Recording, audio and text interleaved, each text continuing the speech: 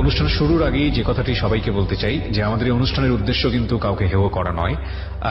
যদিও অনেক কন্টেন্ট এখানে এরকম চলে আসে, যখন একজন ব্যক্তি নিজের জীবন সম্পর্কে বলেন অনেক ব্যক্তিকেই অভিযুক্ত করেন, কিন্তু আমাদের জায়গা থেকে সেটাকে আমরা অভিযুক্ত করছি না, কারণ আমরা জানি সেই ব্যক্তিটি যদি এখানে উপস্থিত থাকেন তারও অনেক কিছু বলার থাকে। সুতরাং আলিফা এখানে যে ঘটনাগুলো বলতে যাচ্ছে সেখানে যদি কেউ অভিযুক্ত হন, বিষয়টি একেবারেই আলিফার মতামত, আমাদের নিজেদের মতামত নয়, এবং সেক্ষেত্রে সম্পূর্ণ ক্রেডিবিলিটি, সেক্ষেত্রে সম্পূর্ণ দায় হচ্ছে আলিফার। এবং আমরা সবাইকে সম্মানের সহিত আজকের এই অনুষ্ঠানে উপস্থাপন করতে চাই। বিশ্বাস অবিশ্বাস একান্তই আপনার নিজের। যিনি গেস্ট রয়েছেন তার সঙ্গে একটু পরিচিত হই। নামটা একটু বলেন। আমার নাম হচ্ছে আলিফা শেখ আলিশা, কুড়িগ্রাম থেকে আসছি। আলিফা শেখ আলিশা, আর আপনি এসছেন কুড়িগ্রাম থেকে। বয়স কত? আমার বয়স 18 বছর। এখন 18 বছর। জি। ওকে। তো আলিফা, কুড়িগ্রামে কি আমাদের ঢাকা এফএম আপনি যেখানে থাকেন শোনা যায়? না, আমি ঢাকা থাকতে শুনতাম আগে, যখন আচ্ছা। ঢাকায় ছিলাম। আচ্ছা, তো তখন আপনি জীবন গল্পটা শুনতেন, জি। তারপরে আপনার মনে হয়েছে যে এখানে এসে আপনার গল্পটা বলা উচিত। হ্যাঁ। আলিফা, একবারে ছোটবেলা থেকে একবারে মন খুলে বলেন, শুনি আমি গল্পটা। আমরা 4 বোন। আমার বড় বোন যখন হয়, আমার আব্বু আমার আম্মুকে ছেড়ে চলে যায়, আর আমার আম্মু তখন যশোরে যায়। যে না, আমি বুঝিনি, মানে আপনার বড় বোন হওয়ার পরে ছেড়ে গেলে বাকি 3 বোন কিভাবে হলো? পরে আবার আব্বু আম্মুর কাছে আসতো। ও, পরে আবার ব্যাক করেছিল। হ্যাঁ। আচ্ছা, ওকে। পরে আব্বু চলে যাওয়ার পরে আম্মু বারবার ওইখানে যেত। আম্মু বাবার কাছে? হ্যাঁ। আচ্ছা। আমার আব্বু আম্মুকে অনেক কষ্ট দিত। আব্বু এখানে বিয়ে করছিল, আমার আম্মু চলে আসতো। তারপরে আবার মিল হয়েছিল তাদের, তারপর আমরা 3 বোন হলাম। একটু থামাচ্ছি। একটা যেটা হচ্ছে যে আপনার বাবা মায়ের মধ্যে সম্পর্ক ভালো ছিল না, আমরা বুঝেছি, কিন্তু আপনার বাবা চলে যেত, কোথায় যেত? বাড়ি চলে যেত। মানে ওনাদের গ্রামের বাড়ি? হ্যাঁ, ওনার আচ্ছা। একটা কোম্পানি ছিল, সেটা হলো যে সিকিউরিটি গার্ড। সিকিউরিটি গার্ডের কোম্পানি? হ্যাঁ, হ্যাঁ। কোম্পানি বলতে মানে কোম্পানিতে কাজ করতো? না না, নিজের ছিল। নিজের ছিল। হ্যাঁ। তো উনি আপনার মাকে বিয়ে করলো কি, মানে পরিচয়ের মাধ্যমেই হলো, হ্যাঁ, হ্যাঁ। নাকি পারিবারিক ভাবে? না না, লাভ ম্যারেজ। লাভ ম্যারেজ ছিল। আপনার মা ওনার প্রথম স্ত্রী ছিল? জি। আচ্ছা। তো চলে যেত এবং তারপর আপনার মা ওখানে যেত বারবার? হ্যাঁ, আম্মু বারবার চেষ্টা করতো যে সংসার হয় কি না, বারবার আচ্ছা। চেষ্টা করতো আমাদের মুখের দিকে তাকায়, কিন্তু সংসারটা না, হয়নি। আচ্ছা, ঠিক আছে। তারপর থেকে আমরা যখন একটু বড় হলাম, 5-6 বছর বয়স, তখন আমার নানির কাছে আম্মু দিয়ে দিল আমাদের 2 বোনকে, বড় বোন আর আমাকে, আর 2 জন এখানেই ছিল। এখানে বলতে? আম্মুর কাছে ছিল। মার কাছে ছিল। মা কোথায় থাকতো? আম্মু আদাবর থাকতো। ঢাকার আদাবরে? ঢাকা আদাবর। কি করতেন উনি? উনি হৃদরোগ হসপিটালে চাকরি করতো। হৃদরোগ হসপিটালে চাকরি করতেন। আর আর আপনারা 2 বোন চলে গেলেন নানুর কাছে। নানুর বাড়ি কোথায় ছিল? ফরিদপুর। ঢাকা থাকতাম নিউ মার্কেট। কিন্তু আপনার নানু থাকতো ঢাকা নিউ মার্কেটে? হ্যাঁ, হ্যাঁ, আচ্ছা, ওইখানে উনি কি থাকতাম। করতো? উনি ওখানে আমাদের একটা ছোট দোকান ছিল, আর আমার মামা মাস শেষে খরচ দিত। মামিদের বাসায় আমরা ভাড়া থাকতাম, ওইখানে তার বোনদের বাড়ি। আপনার নানু ভাড়া থাকতো? হ্যাঁ, সেই বাড়ি আমরা থাকতাম। আমার মামাও আরেকটা বিয়ে করছে, চলে গেছে। তো ওনার ওয়াইফ, আমার মামতো ভাই বোন, আমাদের কাছে একসাথে আমরা থাকতাম, আমার নানির কাছে। জি। তো আমাদের উনি ওনাদের কাছে রেখে পালছে। পরে আমার মামা কিছুদিন টাকা দেওয়ার পরে আর দেয়নি। আচ্ছা। তারপর থেকে আমার মামিদের বাসা থেকে টর্চার শুরু হলো আমাদের 2 বোনের উপরে। আমার বড় আপু তখন পার্লারে চাকরি করতো ধানমন্ডিতে, অনেক কষ্ট করে কাজ শিখে চাকরিটা নিয়েছিল। ম্যাট্রিক পরীক্ষা দিতে পারেনি। আপনার বয়স তখন কত? আমি ছোট অনেক। একদম ছোট? হ্যাঁ, মানে এই তখন গল্পগুলো আপনি শুনেছেন নাকি আপনি নিজের চোখে দেখেছেন? যেগুলো এগুলো আপনি? আমি নিজে চোখে দেখি। এগুলো নিজের চোখে? হ্যাঁ, 7-8 বছর থেকে। 7-8 বছর। আচ্ছা, বলেন তারপর। তারপর থেকে আমার বড় আপু পার্লারে চাকরি করতো, কিছুদিন অনেক কষ্ট করে শেখার পরে চাকরি হলো। তারপর আপু তো প্রতিদিন সকালে চলে যেত ডিউটিতে, রাত্রে আসতো। আর আমি তো ছোট ছিলাম, আমার মামি আমাকে খুব টর্চার করতো তখন। বলতো যে বাবা মা এই বয়সেই চলে গেছে, অনেক কথা বলতো। পর থেকে ওইখানে অনেক কষ্ট হয়ে পড়ে আর কি মানুষ হয়েছি। মানে এই আপনার বাবা মার সমস্যা যেগুলো ছিল এগুলো নিয়ে খোঁটা দিত? হ্যাঁ। আচ্ছা। তারপরে ওইখানে থাকতে থাকতে দেখা যায় আমি একটু বড় হয়েছি যখন। পড়াশোনা করতেন না? হ্যাঁ, নীলক্ষেত হাই স্কুলে পড়াশোনা করতাম। আচ্ছা। তখন আমার বয়স 11 বছর। তো একটা ছেলেও আমার কোন প্রতিদিন ক্লাসে দেখতো। পড়তেন ওই সময়? তখন 5-এ পড়ি। ক্লাস 5-এ পড়েন? আচ্ছা। 4-5 এমনই হবে। তখন একটা ছেলে আমাকে প্রতিদিন দেখতো, ফলো করতো। তো আমি বুঝতাম না যে আমাকে ফলো করে। নীলক্ষেতের ওই পার থেকে আমি বের হইতাম স্কুল থেকে। পর থেকে হঠাৎ করে একদিন তার ভিজিটিং কার্ড আমাকে পাঠায়। ও চাকরি করতো, একটা ডিলার ছিল, ওইটার দায়িত্বে ছিল। আর বাইরে থেকে যে টাকা আসে, যে কি বলে হুন্ডের ব্যবসা নাকি? আচ্ছা, হুন্ডি। হ্যাঁ হ্যাঁ, আচ্ছা। ওইটা করতো। তো মোটামুটি টাকা ছিল ওর। তারপর ওরা এলিফ্যান্ট রোড থাকতো, আমরা ওই কাটাবন ঢাল থাকতাম। আমার নানির সাথে আমার নানিদের দোকানে যে আস্তে আস্তে ও কথা বললো, সবার মন আর কি আস্তে আস্তে সবার সাথে ভালো সম্পর্ক হয়ে গেল। আপনার নানি পর্যন্ত গেল কিভাবে? আপনি পরিচয় করিয়ে দিলেন? না না না, পাশেই আমাদের দোকান ছিল, আমাদের স্কুলের সামনেই ও, ছিল। তার মানে ও ফলো করেছে অনেকদিন হ্যাঁ, ধরে। হ্যাঁ। আচ্ছা, তারপরে থেকে সবার সাথে কথাবার্তা বলতো। ছেলেটার নাম কি ছিল? আমার জন্য আপন আর কি নাম রাখছে। আচ্ছা, ওকে। তারপর যখন আস্তে আস্তে ও আমাদের বাসায় আসা যাওয়া করে আমার সাথেও, আমি তো তখন ভালোবাসা জিনিস কি ওটা বুঝতাম না, তখন তো আমার বয়স কম। টর্চার হইতাম সব সময়, সবাই আমাকে খুব খোঁটা দিত। খোটাটাই দিত নাকি গায়ে হাত তুলতো? গায়ে হাত তুলতো, গায়ে কে হাত তুলতো? মামি সব সময় মারধর করতো। তো বড় বোন যদি আসতো রাত্রে, বলতাম যে মারছে, তখন উনি বলে আমার কি করার আছে এখানে। তো আপনার মা এই বিষয়টা কি জানতো? আম্মু তো তখন নিজেই চলতে পারতো না ঠিক মতন, 2 বোন নিয়ে। চলতে পারতো না বলতে উনি তো চাকরি করতেন। হ্যাঁ, কম টাকা বেতন ছিল। কি ওই ছিলেন দুই- উনি হাসপাতালের? কি ছিলেন? ওই তো আমি সঠিক জানি না, কিন্তু ওরকমই মানে একটা, কম টাকায়। আমি যেটা বুঝতে পারছি যে একটা ডিস্টেন্স আছে ওদের মার সঙ্গে হোক বাবার সঙ্গে হোক। বাবাকে মিস করতেন ওই সময়টাতে? বাবার সঙ্গে কথা হতো না? না বাবার সঙ্গে একেবারেই কোনো যোগাযোগ না, ছিল? আব্বুর কোনো, আমরা জানতামই না যে আমাদের বাড়ি কোথায়। অনেক Okay. ছোটবেলা আম্মু নিয়ে গেছে তো, হুম, তখন জানতামই না যে আমাদের বাড়ি কোথায়। Okay. এমনি শুনতাম যে নড়াইলে আমাদের বাড়ি। ওকে। আব্বুকে দেখার খুব ইচ্ছা ছিল অনেক ছোটবেলায়। আব্বু প্রতিদিন সকালে যাওয়ার পথে আমারে নিজের হাতে খাওয়াই দিত। হুম। তো আমার মনে আছে আমার আব্বু একদিন হঠাৎ বলে যে, আব্বু আজকে তোমার 2 বোনদের জন্য গাড়ি আনবো, তোমার জন্য লাল গাড়ি আর ওর জন্য হলুদ গাড়ি আনবো। হুম। ওই দিনই বলে চলে গেছে, আর আসেনি কোনোদিন। এত শুনেছি আসলে, মানে জীবনে কষ্টের কথা এত শুনেছি, এত ভয়াবহতা দেখেছি এই অনুষ্ঠানে বসে, যে আর কোনো কষ্টের কথাই কেন জানি অন্তরে দাগ ফেলতে চায় না। ইভেন আমার মনে হয় এটা আমার জন্য না, যারা জীবন গল্প নিয়মিত শোনেন তাদের জন্য একটা কথাই প্রযোজ্য। আপনারা নিশ্চয়ই জানেন যে আজ থেকে 1-2 পর্বে আগে সিলেট থেকে একটা পরিবার এসেছিল, ঘাড়ে কোপ দেওয়া হয়েছে, স্ত্রীর ইজ্জত বাঁচাতে গিয়ে চোখ হারাতে হয়েছে। নির্মম নিদারুণ জীবন গল্প। মানুষ কতটা অসহায় পরিস্থিতির ক্ষেত্রে। ও যেটা বলছে সেটা আসলে খুব কষ্টকর, তবে এটা ঠিক যে আমাদের সবার জীবনেই কম বেশি ঘটনাগুলো আছে। বাবা এবং মার, আমার মনে হয় সন্তানের ক্ষেত্রে হয় পরিবারের 2 জন সদস্যের ক্ষেত্রে যদি আমি ভুলের জায়গাটা বলি, তাহলে বাবারও থাকে মারও থাকে, হয়তো বাবার বেশি থাকে কিংবা মার কম থাকে। কিন্তু সন্তানের মুখের দিকে তাকিয়ে এতটুকু রেসপেক্ট পরস্পরের প্রতি থাকা উচিত যাতে করে সন্তান কখনো কষ্ট না পায়, এবং এত বেশি ইগোইস্টিক হওয়া কখনোই উচিত না যাতে করে এই সন্তানগুলোর ভবিষ্যৎ অনিশ্চিত হয়ে যায়। যাই হোক, গল্পটা শুনি। ওকে একটু পজ, মানে একটু স্পেস দিচ্ছিলাম কারণ ও কাঁদছিল, যে কারণে আমার কথাগুলো বলা। একটু সামনের দিকে আগাই, বলেন। তারপর আব্বু চলে যাওয়ার পরে আব্বুকে আর কোনোদিন দেখিনি। তারপর থেকে সবার মুখে শুনতাম আমার আব্বুর অনেক টাকা পয়সা ছিল, আব্বু আজকে থাকলে আমরা পড়াশোনা ভালো করে করতে পারতাম। তারপরে সবসময় ভাবতাম যে আব্বুর যদি একবার কোথাও দেখতাম। আব্বুর মুখটাও মনে ছিল না। তারপর মোটামুটি বড় হয়েছি, তখন ওই আপন আমাকে প্রতিদিন ফলো করতো। আপন নামটা কি মানে আপনি রাখলেন নাকি ওই দিছিল আমাকে, মানে? আমি জানি না ওর নাম ফারুক। ওকে, মানে আপন নামে পরিচয় দিয়েছিল হ্যাঁ, আপনার সঙ্গে? পরে আচ্ছা। জানা গেছে যে ও আচ্ছা, ফারুক। okay. তারপর আস্তে আস্তে আমিও প্রতিদিন আমার এরকম মারধর করতো, বাসায় খাওয়া দাওয়া নিয়ে সবসময় ঝামেলা হইতো। তারপর থেকে যে ও আমার সবসময় আশা দিত যে সুন্দর বাসা নিব, তোমাকে আবার পড়াশোনা সুন্দরভাবে করাবো। তখন আমি ডান্স শিখতাম আমার Dance? ছোটবেলা। তারপর যখন ডান্স শিখি তখন আমার স্বপ্ন ছিল আমি গান শিখবো। কিছুদিন গান শিখছি, শেখার পর হয় না, ফ্যামিলির দিক দিয়ে হয় না। মামি বলতো যে বাবা চলে গেছে, মা নাই, এমনি আশ্রয় নেই, আবার অনেক খোঁটা দিয়ে কথা বলতো। তারপরে ওই আপন এক সময় আমার আশা দেয় যে তোমার আমি বিয়ে করব, তুমি ভালো থাকবা। আমার 1 মাস সময় দিছে ভাবার। আমি 1 মাস প্রতিটা রাত্রে চিন্তা করছি আসলে আমি তো ভালো থাকবো, সুখ তো দেখি নাই কোনোদিন। পরে আমি না বলে একদিন পালায় চলে যাই স্কুল থেকে। ভালোবাসা জিনিসকে আমি তখন আসলে বুঝি না। শুধু ভালো থাকার জন্য পালিয়ে ভালো গেলেন? থাকা, হ্যাঁ সেটাই। পরে ও এই কেরানীগঞ্জে একটা বাসা নেয় একটু ভিতরের দিকে। ও যেন সম্পর্কে জানতেন আপনি? ওর ফ্যামিলি কারা কারা আছে? না, না, আমি কিছুই কিছুই জানতাম জানতেন না? না। ও আপনার সম্পর্কে শুধু জানতো? জানতাম যে ভালো ঘরের ছেলে, ভালো ছেলে, এতটুকুই জানতাম। আপনি যখন পালাচ্ছেন তখন আপনার বয়স 11, আর আপনের বয়স কত তখন? 11 পার হয়ে 12 থেকে 12। আর আপনের বয়স? ওর বয়স হবে 20 হবে। 20 বছর আনুমানিক। আচ্ছা, তো ও আপনার ফ্যামিলি সম্পর্কে জানতো? আপনি যেগুলো বললেন সেগুলো জানতো?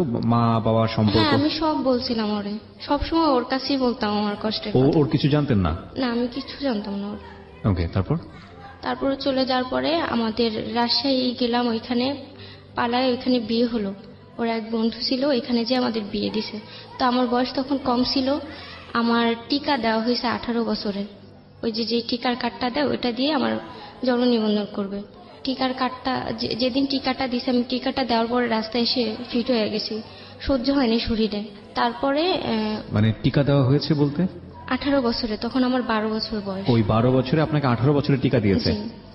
যাতে করে আপনার বয়সটা বৈধতা পায়। হ্যাঁ। আচ্ছা, তারপরে ওই টিকা দেওয়ার পরে রাস্তায় এসে আমি ফিট হয়ে পড়লাম। তারপরে কয়েকদিন পরে আমাদের 2-1 দিন পরে বিয়ে হলো, সবকিছু ওকে ওই করে। টিকার কার্ড দিয়ে রেজিস্ট্রেশন করলো, হ্যাঁ, হ্যাঁ। 12কে 18 বানালো। হ্যাঁ, তারপরে বিয়ে হলো রাজশাহী, ওইখান থেকে আসলাম। তারপর কিছুদিন পরে ও অনেক টাকা পয়সা উড়াইতো। তারপরে কিছুদিন পরে ওর টাকা ঢাকায় পয়সা আসলো। সব শেষ হয়ে গেল। হুম, হ্যাঁ, হুম। কিছুদিন সংসার করার পরে 4-5 মাস অনেক অভাব, ঘরে অনেক অভাব। তারপরে আমার আম্মু আসলো, যে আমার মেয়েটা ছোট, তখন আমার কেউ পরিচয় দেয় না। তারপরে আম্মু ভাবলো, পাশাপাশি বেশি দূর ছিল না, বসিলা আর আদাবার বেশি দূর না। পরে আম্মু ভাবলো থাক, যা করছে আমার মেয়েটা মেনে নেই। পরে আম্মু আসা যাওয়া করে তখন তো সবসময়। আপনার বড় বোনের বিয়ে হয়নি? না। আচ্ছা, তারপর আম্মু আসলো, আম্মু আমাদের সাথে 5-6 মাস ছিল। ভাবতো যে আমি ছোট মেয়েও আমার রেখে চলে যায়। আম্মু প্রতিদিন সকালে চলে যেত, বিকেলে ডিউটি শেষ করে ওইখান থেকে বাসায় যেত। পর থেকে হঠাৎ করে একদিন একটা বিচার আসে আমাদের বাসায়। আপনার ভাই আমার মেয়েদের পিছে ঘুরে আমাকে বলে এসে আপনের কথা। আপনার ভাই আম্মুকে, বলে? হ্যাঁ, হ্যাঁ। আম্মুকে বলে আপনার ছেলে এগুলো করছে। পর থেকে আম্মু বলে কি আমার ছেলে মানে আর ওর ভাই মানে? বলে আপনাদের বাসায় যে ছেলেটা থাকে, বলে ও তো আমার মেয়ের স্বামী। পরে ওনারা শুনে তো অবাক হয়ে গেছে যে মেয়ের স্বামী তাহলে আমার দুইটা মেয়ের সাথে পিছে কেন ঘুরে? এটা এলাকা থেকে বিচার আসে? হ্যাঁ, হ্যাঁ। আচ্ছা, তারপর আমি কান্না করে ফেলেছি আম্মুর সামনে, আম্মু এগুলো মিথ্যা কথা। আম্মু বলে শুনি আগে। পরে বলে যে ও প্রতিদিন ঘুরে পিছে পিছে, আমরা তো জানি, ও তো বলছে যে ও বোন হয় আর আপনি মা হন। তারপরে আমি কান্নাকাটি করে চিল্লায় বললাম আম্মু মিথ্যা কথা, ওনারা মিথ্যা কথা বলতেছে। আমি তো আপনি এটা বিশ্বাস কেন করি বললেন? আমার বিশ্বাস ছিল ওর উপরে। তারপর আমার আম্মু ভাবলো ঠিক আছে, তারপর আম্মু ওনাদের ইয়ে করে পাঠাই দিল। তারপর আম্মু আমার বুঝাইলো, পরে আমি আম্মুরে বুঝাইলাম যে আম্মু আসলে এগুলো কিচ্ছু না, ওরা এমনি মিথ্যা কথা বলতেছে। তারপরে এমন করে অনেকবার এমন হয়েছে। তারপর আমি সবসময় মেনে অনেকবার কি নিতাম। ওনারাই হ্যাঁ, আসতো নাকি নতুন নতুন লোক আসতো? কয়দিন পর পর অন্য মানুষ, অন্য আর কি ধরা খেত কয়দিন পর পর ফেসবুকে। তারপরে অন্য একটা বাসায় কাজ করে সেই মেয়ের সাথে সবসময় কথা বলতো। অনেক এরকম করছে। করার পরে আমি ভাবতাম কি যে ভালো হয়ে যাবে এক টাইমে। আমি আমার আম্মুরে বুঝাইতাম, আমি আমার ফ্যামিলিকে বুঝাইতাম, কারণ আমারই তো দোষ ছিল। তারা তো আমাকে বিয়ে দেয়নি, আমি নিজেই তো করছি এটা। পরে আমি কখনো ওর দোষ আর কি দোষের কথা কখনো কাউরে বলতাম না, ঢাইকা রাখতাম সবসময়। তারপর আম্মু চলে গেল রাগারাগি করে, যে এরকম দেখে সব সময়। অনেক অভাব আমাদের, আমরা আরেক জায়গায় চলে গেলাম, একটা ছোট রুম নিলাম, ওইখানেও এরকম হয়েছে অনেকবার। তারপর হঠাৎ করে আমার আপু ভাবলো যে আপু তখন বাহিরে গেছে, বাহিরে থেকে এসে ভাবলো যে আমার বোনটা এত কষ্ট করে, আমরা ভালো আছি, এখন তো আর কোনো দুঃখ নাই, এখন তো আমি সংসার চালাই, ওরা আমার কাছে থাক। আপু নিউ মার্কেটে একটা ফ্ল্যাট নিল, ওইখানে গেলাম। বড় আপু? হ্যাঁ, হুম। আমার বোনের মনটা এমনি ভালো, আমাদের দিক দিয়ে ইয়েটা ছিল তার তখন। তারপরে আমরা ওই বাসায় গেলাম, যাওয়ার পরে বড় আপু ফ্ল্যাট নিল কিভাবে? বড় আপু কি করতো? আমাদের দোকান ছিল, নানিরও ইনকাম ছিল, আবার এদিক দিয়ে আমার বড় বোন বাহিরে চাকরি করতো, বাইরে বলতে? সিঙ্গাপুরে থাকতো তখন। আপনার বড় বোন তখন সিঙ্গাপুরে থাকতো? হুম। আচ্ছা, তারপরে ছিলাম ওইখানে, আপু আমার বাহিরে নেওয়ার কথা ছিল। তখন আমার ওই যে বাচ্চাটা আপনি তো আলবি, তখন হাজবেন্ড, আপনি, আপনার বড় বোন, নানু, হ্যাঁ, সবাই মিলে এক একসাথে ফ্ল্যাটে থাকতাম। হ্যাঁ, আচ্ছা, মামিও ছিল এখানে। আচ্ছা। তখন আপনাদের বাচ্চা কাচ্চা হয়নি? না, তারপরে হঠাৎ করে ওই আলবি আমার পেটে আসলো। আচ্ছা। আমি বুঝতে পারিনি, বয়স কম ছিল। বিয়ের কতদিন পরে বেটা? 1 বছর পরে, 1 বিয়ের 1 বছর বা বছর 1.5 পরে। বছর আপনার বয়স পরে। তখন 13 বছর? হ্যাঁ, তারপরে আলবি পেটে আসলো, আমি বুঝতে পারিনি। পরে যখন বুঝতে পারছি, আমি তখন একটা পার্লারে চাকরি করতাম, টুকটাক কাজ পারি তখন। হুম। পার্লারে চাকরি করতাম। হঠাৎ করে ঈদের পরে থেকে আমার খুব বমি আসতে শুরু করলো। পরে আমি তাও বুঝতাম না, 3.5 মাস শেষ হয়ে 4 মাসে পড়ছে। তারপরে একজন আমার বললো যে দেখো তোমার মনে হয় এই প্রবলেম হয়েছে, তুমি ডাক্তার দেখাও। ঈদের পরে ছুটি দিল, পরে ডাক্তারে গেলাম, শুনলাম যে এমন আপনার তো বাচ্চার পেটে। তারপর আমি কান্না করলাম যে আমি কি করবো, আমি তো ভয়। লেখাপড়া তো বন্ধ হয়ে গেছে। হ্যাঁ, আর পড়াশোনা হয়নি। আমরা বিরতি নিয়ে স্বাগত আরো একবার প্রিয় শ্রোতা, শুনছেন ঢাকা FM 90.4। আমি আরজে কিবরিয়া আপনার সাথেই রয়েছি। আমরা আবারও ফিরছি আলিফার কাছে। আলিফা যেখানটায় ছিলাম, আপনি কনসিভ করেছেন সেই হ্যাঁ। সময়। হ্যাঁ, তারপরে জানার পরে কান্নাকাটি করলাম। তারপরে কাকে বলবো বুঝতে পারতেছি না, যে কারে বলবো, ভয় করে। পরে আমার নানিকে জানিয়েছি যে আমার তো পেটে বাচ্চা। আমার নানি তো ভয় পেয়ে গেলো, তোমার না বাহিরে যাওয়ার কথা, শিল্পী তোমার জন্য টাকা পাঠাবে, পাসপোর্ট করবা। আমি বলছি আপুরে বললো না, আপু কষ্ট পাবে। তারপর আমি করলাম কি, নানির বললাম যে আমি এখান থেকে চলে যাব। আমার আপু পরে জেনে গেছে একভাবে, জেনে যাওয়ার পরে বলে আমার ফোনে বলতেছে যে এসে তোর পেটে আমি একটা লাথি দিব, ওই বাচ্চা আমি নষ্ট করে বড় বোন। ফেলবো, যে তোর এত সাহস কেন। ডাক্তার দেখাইছি, ডাক্তার বলছে নষ্ট করা যাবে না। 3.5 মাস পার হয়ে গেছে। তারপর আর তো কিছু করার নেই। না বলে, বড় বোনকে না বলে, নানির ওই পায়ে হাতে ধরে ওইখান থেকে চলে গেছে, অন্য কোথাও চলে গেছে। ওইখানে একটা ছোট রুম নিয়ে অনেক কষ্ট করে ওইখানেও দিন কাটাই। তখন আপনের কিচ্ছু নাই। পরে আম্মু কিছু টাকা দিলে এলিফ্যান্ট রোড একটা ওই যে বলে যে ছেলেদের ব্যাস, জুতা, এগুলো নিয়ে একটা ছোট দোকান দিয়েছিল। মোটামুটি টাকা আসতো এখান থেকে। কিছুদিন ভালো চলছি, চলার পরে হরতাল শুরু হলো। তখন আমার বাচ্চা পেটে, তখন 7 মাস।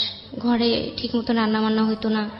আমি সেই আদাবর থেকে 1 কেজি চাউলের জন্য আমি নিউ মার্কেট হাইটে আসছি। যখন আরবি পেটে 7 মাসে সারাটা রাস্তা আমি হাইটা আসছি। আমার নানির কাছে কান্না করে দিছি আসার পর, যে আমি 3-4 দিন ধরে খাই না কিছু। নানি শুনে চাউল কিনে দিল, অনেক কিছু কিনে দিল। পরে আমি বাসায় গেলাম, কিছুদিন চলছে এটা দিয়ে। তারপর আমার বড় বোন যখন আমার কষ্টের কথা শুনলো, কিছু টাকা দিল। আস্তে আস্তে দেখি সবাই আমার আবার খোঁজ খবর নিতেছে, আম্মু সবাই। পর আম্মু বললো সামনের মাসে তোমার বাবু হবে, তুমি তাহলে আমার বাসায় চলে আসো।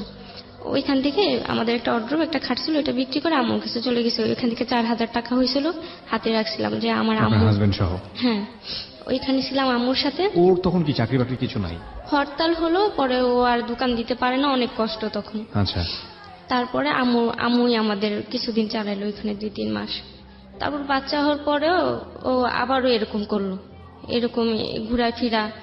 আম্মু আবার ওরে টাকা দিল যে কিছু করো, কিচ্ছু করতে পারে না। কয়দিন পর পর শুধু ব্যবসায় লস খায়। আম্মু বিরক্ত হয়ে বলে, বাবা এবার তোমরা চলে যাও, আমি আর পারতাছি না, আমার তো স্বামী নাই, তুমি তো দেখোই। আলাদা হয়ে গেলাম। তারপরে আবার আপু আমাদের নিল। বড় আপু? হ্যাঁ, আবার নিল। আপু ভাবলো যে এত কষ্ট করে তারা ভালো থাকে, আর তার বোন একটা কষ্ট করে, আবারও নিল সেই ভেবে। আপনার হাজবেন্ডের ফ্যামিলি কি করছিল ওই সময়? ওরা কোনো সাপোর্ট দিচ্ছিল না? আমার বাচ্চাকে নিয়ে আমি গেছিলাম, তো ওরা আমার ঢুকতেও দেয় না গেটের মধ্যে। মানে আমি বাবু প্রথম হওয়ার- যাই। হ্যাঁ, বাবু হওয়ার পরে? হ্যাঁ, আমার বাচ্চাকে দেখতেও আসে নাই কেউ। পরে আমি আমরা আবার বোনের কাছে চলে গেলাম, ওইখানে থাকলাম, ভালোই কিছুদিন ছিলাম। আবার ওর কোম্পানিতে একটা চাকরি হলো, চকলেটের ইয়েতে। ওর বাবা 50,000 টাকা দিল তখন মায়া করে, যে ছেলেটা কষ্ট মানে আপনার করতেছে। শ্বশুর? হ্যাঁ হ্যাঁ। তারপরে ডিলার দিল আবার ওইখানে। ডিলার দেওয়ার পরে চকলেটের আমি আবার করতাম কি, যেন ওর একটু, তখন তো আমার বাচ্চা ছিল, আমি কোনো চাকরি করতে পারি না, ইচ্ছা ছিল যে কোনো চাকরি করি। তখন ওই তেঁতুল এনে দিত, অনেক কিছু ওই মশলা দিয়ে, ওই ছোট ছোট চকলেটের মতো যে বানায়, সেগুলো আমি বাসায় বসে বানাইতাম, সারাদিন বানাইতাম এগুলো, যে কিছু টাকা আসবে, না ভালোভাবে চলবো। সারাদিন বাচ্চা রেখে ওগুলো বানাইতাম, ওরে দিতাম। ও বানায় সেই টাকাগুলো আমরা কখনো দিত না। ও এরকম টাকা উড়াইতো। একটা বাসায় কাজ করে, সে মেয়ের নাম্বার নিয়ে সব সময় মেয়ের পিছে টাকা ভাঙতো। একদিন আমি ছাদে গেলাম, হঠাৎ করে দেখি যে ও কথা বলতেছে মেয়ের সাথে। এরকম পরপর 2-3 দিন ধরা পড়ছে। তারপরে শেষ হলো কিছুদিন, তারপর আমরা আদাবর আসলাম। একটু থামাচ্ছি আপনাকে।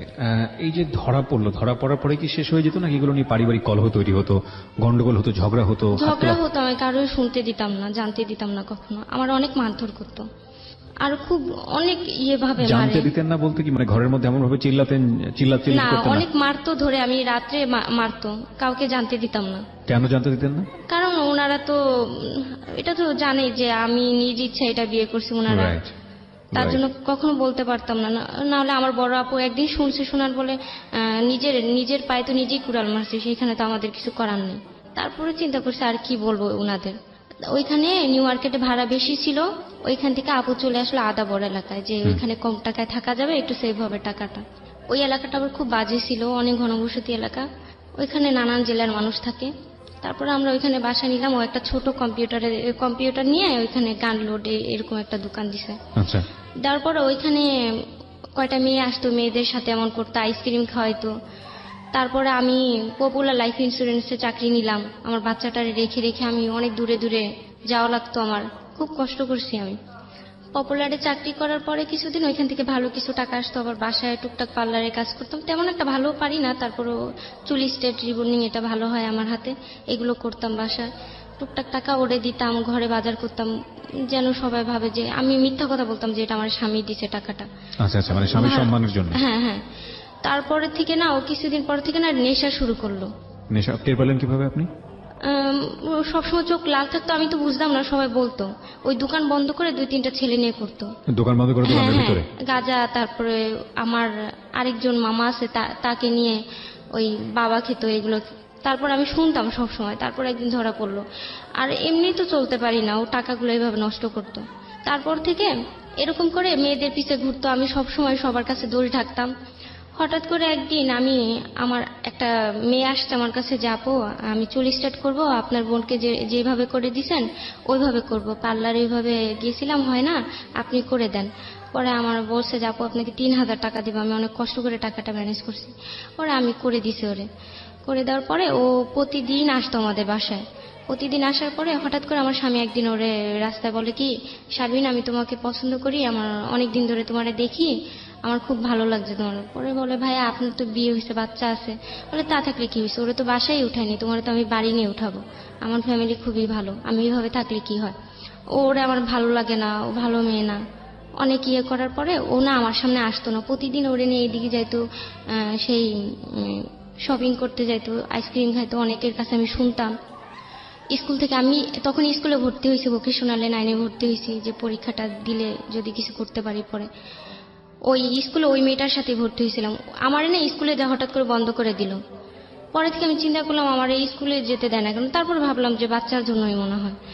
পরে জানতে পারলাম যে ওরে প্রতিদিন টিফিন টাইমে ছুটি নিয়ে ওরে নিয়ে ঘুরতে যায়, ওই মেয়েকে নিয়ে প্রতিদিন। ওরে বিয়ের কথা বলে ওই মেয়েটাও রাজি হয়ে গেছিল। পরে কোনো একটা সমস্যার কারণে হয় নাই। আপনি জানছেন কিভাবে এটা? জানছি ওরই একটা ফ্রেন্ড আমাদের বাসায় নিয়ে আসতো। তারপর একদিন আমারে দেখে বলে আপু একটা কথা বলবো, অনেকদিন ধরে ভাবতাছি, 4-5 মাস ধরে। পরে আমি বলে আপু বলো কি সমস্যা। বলে আপু না বলে তো হয় না, কারণ আপনার লাইফটা একেবারে নষ্ট হয়ে যাইতেছে। ও বলতে চায়নি। পরে ও বললো যে আপনার স্বামী তো এগুলো করে, আপনি এত ভালো মেয়ে, তারপরে উনি বলে যে আপনাকে ভালো লাগে না, ও শারমিনের পিছে ঘুরতেছে। শুনে আমি অনেক কষ্ট পাইছি যে এর দোষ আমি এত ঢাকছি, আমি কখনো ওর কোনো ইয়ে হইতে দেই নাই। আর সব সময় আমি ওরে যত পারতাম যে হেল্প করতে, আমি নিজে টুকটাক কাজ করতাম সেই টাকা দিয়ে। আমি সব সময় এরকম সবার কাছে ভালো রাখতাম ওরে। এটা ওইটা কিনে বলতাম কি আমার স্বামী দিছে। আমার বোন সব সময় খোটা দিত, আমার 10 টাকা দিয়ে একটা ক্লিপও কিনে দিতে পারিস না, আমার কাছে সবার চাওয়া আছে, আমার কি কারোর কাছে চাওয়া নাই? তখন থেকে আমার বোনটা আমি চাইতাম যে কিছু দেই, আমি তো চেষ্টা করতাম। তারপর থেকে আমি কিছু কিছু দিতাম, বলতাম আমার স্বামী দিছে, ঈদে। ও তো পারতো না, আমারই মার্কেট করার টাকা দিতে পারতো না। টুকটাক এদিক ওদিক করে আমার বোনকে দিতাম, বলতাম কি এইটা টাকাটা দিয়ে, বলতাম কি এটা দিয়ে তোমরা টুকটাক কিছু কিনো। ও দিছে, খুশি হইতো অনেক, আমার ভালো লাগতো দেখতে। তারপর ওইটা শোনার পর আমার খুব খারাপ লাগছে যে আমি এত ওর জন্য করি, ও আমারে বুঝলো না, ও আমার আজকে বলে খারাপ। ওর জন্য আমি একেবারে আমার লাইফটা শেষ করে দিছি। ওইখানে টর্চার হইলেও তো আমার পড়াশোনাটা হইতো। তারপর কয়েকদিন কথা বলিনি ওর সাথে, আমার পড়াশোনা ওই নষ্ট করে ফেলছে, আমি আর স্কুলে যাইতে পারি না। তারপরে কোচিং এ ঢুকলাম 9টা থেকে 11টা পর্যন্ত রাত। বাচ্চারা রেখে যাইতাম, মাথায় ঢুকতো না, প্রতিদিন ধরে ধরে মারতো, অনেক মারতো, যা পারতো পিড়ি, তারপরে হাতের সামনে যা পাইতো তাই দিয়ে শরীরে আঘাত করতে, জায়গায় জায়গায় রক্তর মতন চাকা চাকা করে ফেলতো শরীরে, অনেক মারতো। সবাই দেখতো, কেউ কিছু বলতে পারতো না, কেউ কিছু বললে ধমক দিত বা খারাপ ব্যবহার করতো। সবাই ভাবতো যে এরা না ধরাই ভালো, এর স্বামী নোংরা নোংরা কথা বলে। তারপরে থেকে আমি আবার চাকরি নিলাম, পার্লারে চাকরি নিলাম। চাকরি নেওয়ার পরে এখানে ম্যানেজমেন্টে চাকরি পাইলাম। তো ওই আন্টিটা খুব ভালো ছিল, আমার দিকে পছন্দ করছে, ওই চাকরিটা আমাকে দিছে। তারপরে আমি যাওয়া আসা করি, প্রতিদিন ঠিক মতন কাজ করি। হঠাৎ করে একদিন আমার নানি আমাকে বলতেছে কি, আলিফা তুমি আর চাকরি করা তোমার দরকার নেই, তুমি কয় টাকা বেতন পাও, পুরা টাকা তো দিতে পারবো না, আমার যা খরচ দেয় শিল্পী, আমি সেই খরচটা রেখা তোমারে দিব মাস শেষে, তাও তুমি চাকরি করো না। পরে আমি বলি কেন নানি এই কথা বলতেছো কেন তুমি? বলে যে এমনি আমার ভাল লাগে না ঘরে একা। আমার মামি তখন আবার আমাদের সাথে একটা ঝামেলা হয়ে চলে যায় বাসায়। আমার ছোট বোনটা আর আমার মামতো ভাইটা আর আমার নানি থাকে, আর আমি চাকরি করতে চলে যেতাম আর তখন থাকতো। কষ্ট করছে ও আমার জন্য, যে কাজ কোনোদিন করেনি। যেমন দেখা গেছে একদিন ডাব বিক্রি করছে, আমি কান্না করতাম, খুব কান্না করতাম। আমি আমার বোন আমার একটা ফোন দিয়েছিল স্যামসাং, ওইটা আমি সবার কাছে শুধু যেতাম যে আমার প্রথম আমি ঘুরে ঘুরে বলতাম যে আপনাদের কাছে কোনো চাকরি হবে, আমার হাজবেন্ডের কোনো চাকরি নেই, খুব কষ্টে। আমি সবার সাথে শেয়ার করতাম। সবাই বলতো কি যে না আমরা তো পারবো না। পরে একদিন একটা ভাইয়া বলে যে হ্যাঁ চাকরি তো দিতে পারবো, 10,000 টাকা লাগবে। আমি তাও রাজি হই, আমি আমার ফোনটা হাতে বিক্রি করতে চাই ওনারে। তারপরে টাকা দিছি, আমি ম্যানেজ করে দিছি টাকা। ওইখানে চাকরিটা হলো না। আমার বাচ্চাটাকে নিয়ে আমি রাস্তায় রাস্তায় হেঁটে সব জায়গায় দেওয়ালে পোস্টারে দেখি যে কোথাও চাকরি হবে নাকি। বাচ্চাটা অনেক ছোট। এখান থেকে সেই আদাবর থেকে হাঁটতে হাঁটতে ধানমন্ডিও চলে যেতাম বাচ্চা নিয়ে। পাশে প্রতিদিন খোঁটা শুনতাম মানে যে এই দেয়ালের পোস্টারগুলো দেখার জন্য? হ্যাঁ হ্যাঁ, নাম্বার নিয়ে ফোন দিতাম হাঁটতে হাঁটতে। বাচ্চা নিয়ে অনেক রোদ্রের মধ্যে অনেক ঘুরছি। একটা অফিসে একদিন গেলাম, বললো, পরে আমারই নিল, আমার কথা শুনে ডাকলো যে আসে। আমি মনে করছি সত্যি আমার স্বামীর মনে হয় চাকরি হয়ে যাবে। আমি যে বসলাম, পরে বললো কি আচ্ছা আপু একটা কথা বলি, চাকরি তো আপনি করবেন না, আপনার হাজবেন্ড করবে, ও তো মেয়ে না, ও তো ছেলে, তো ও ঘরে বসে আপনাকে পাঠায় কেন? পরে আমি বললাম ভাইয়া আসলে কেউ অসুস্থ তো, আর কিছুদিনের মধ্যে ভালো হয়ে যাবে, মিথ্যা কথা বলতাম। তারপরে লোকটা না বুঝতে পারছে কিছু, তারপরে চাকরিটা হলো না। আরো অনেক জায়গায় ট্রাই করছে, অনেক জায়গায় যেখানে নাম্বার পাইতাম যে এখানে চাকরি হবে সেখানে চলে যেতাম। তারপরে ও কষ্ট করছে। ডাব বিক্রি করেছে আপনি যেটা বলছেন, হ্যাঁ, রাস্তায় হ্যাঁ। রাস্তায়। একদিন হাতে ব্যথা পেয়েছে, আমি খুব কান্না করছি যে এতই কষ্ট ছোটবেলা থেকে দেখতেছি। অনেক কান্না করছি সেদিন। ওর জন্য আমার খুব মায়া ছিল। আমি চেষ্টা করতাম ওর ফ্যামিলির কাছে ভালো রাখার ওরে। আচ্ছা, সুখ দুঃখ মিলিয়ে জীবন সামনের দিকে এগোতে হবে বলেই আগাচ্ছি। আপনি যেখানটায় ছিলেন যে নানুর সাথে একসাথে আছেন বা কিছু একটা এরকম একটা জায়গাতে, তারপরে আমার নানি ওই যে বললো যে তুমি চাকরি ছেড়ে দাও।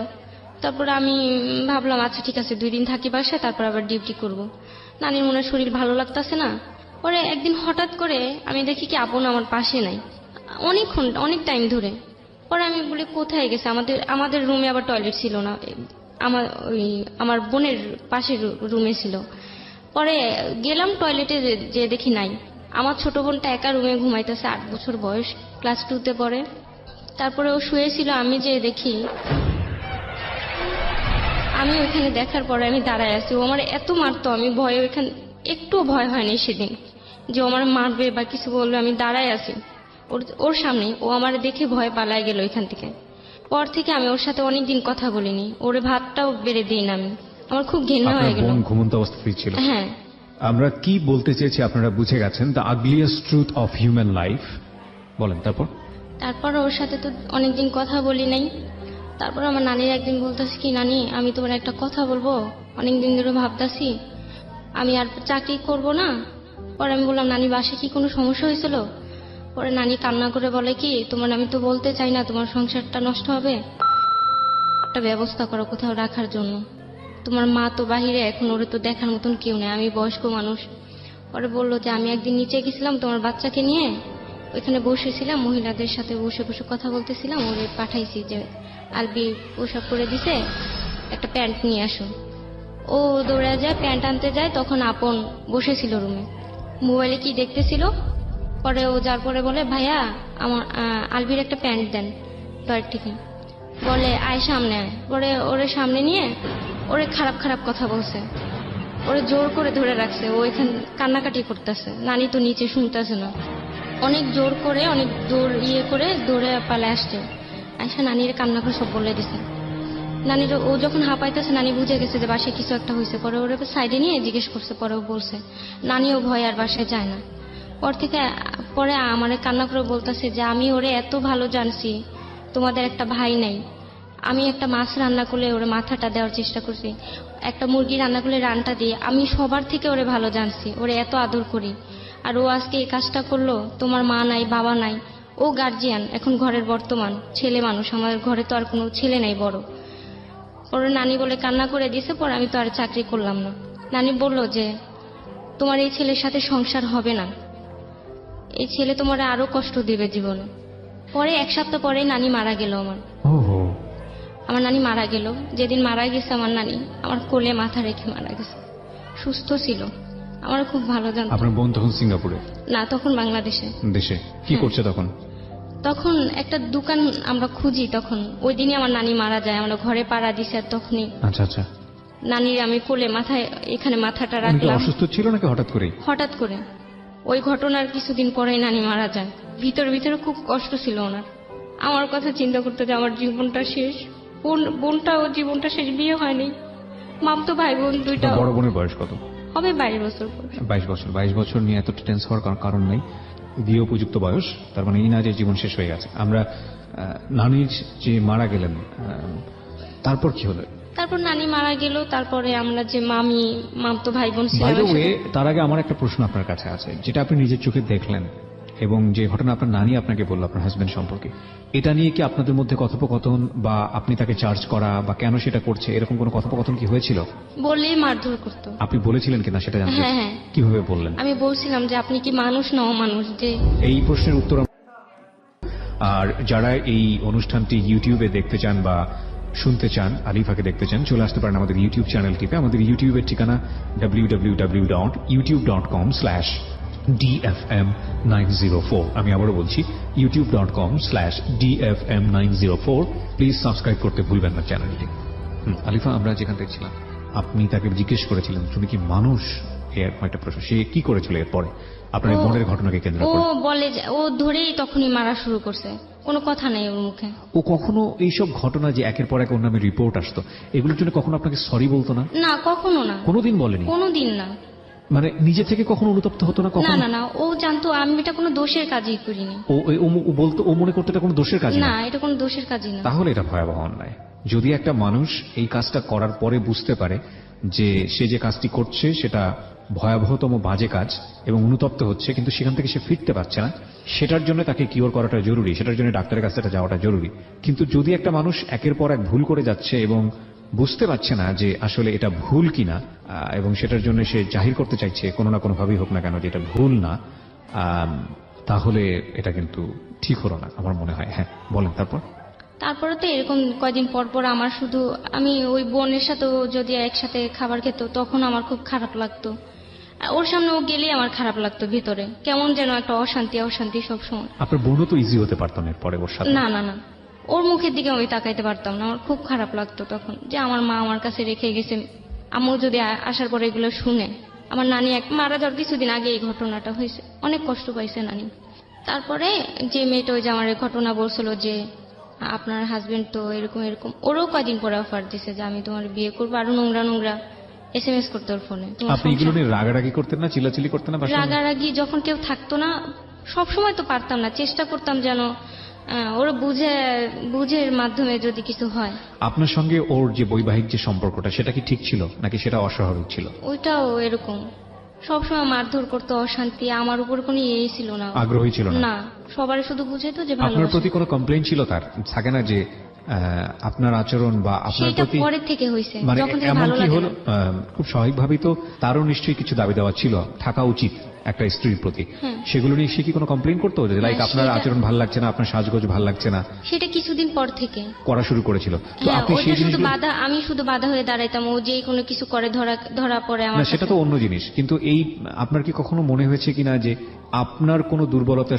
কারণে ও অন্য মেয়েদের প্রতি এরকম না না আকর্ষণ না, বোধ করছে? এটা আমার কখনো মনে হয় না। আমি ওর কোনো যতটুকু- কমপ্লেইন ছিল আপনার প্রতি? না, এটা ছিল না তখন। ওকে ওকে, বলেন তারপর। তারপরে তার কিছুদিন আগে থেকে আমারও ছোটবেলার স্বপ্ন ছিল যে আমি গান করব। আমি ওই যে গানের স্কুলে ভর্তি হই, গান স্কুল বলতে কোথায়? বাফাতে ভর্তি হই। আপনি অলস বাফাতে শুনে। ভর্তি হয়েছেন? হ্যাঁ, অনেক কষ্ট করে ভর্তি হয়েছিলাম ওইখানে একটা আপুর মাধ্যমে। তারপরে দেখতো যে ভালো গান করি, ওইখান থেকে তারপর আমার ভর্তি করাইছিল। ওই স্যার আমার গান শুনে, ওইখানে তো ভালো ফ্যামিলির ছেলেমেয়েরাই সবাই যায়, এত নোংরা নোংরা কথা বলতো যে শিল্পী হবি, শিল্পী হয়ে পরে আমার এই লাথি দিবি, নোংরা নোংরা কথা বলতো। আপনি গান করেন নিশ্চয়ই? হ্যাঁ। আচ্ছা ঠিক আছে, আমরা অনুষ্ঠান শেষে আপনার একটা গান শুনবো যদি সময় পাই। হ্যাঁ।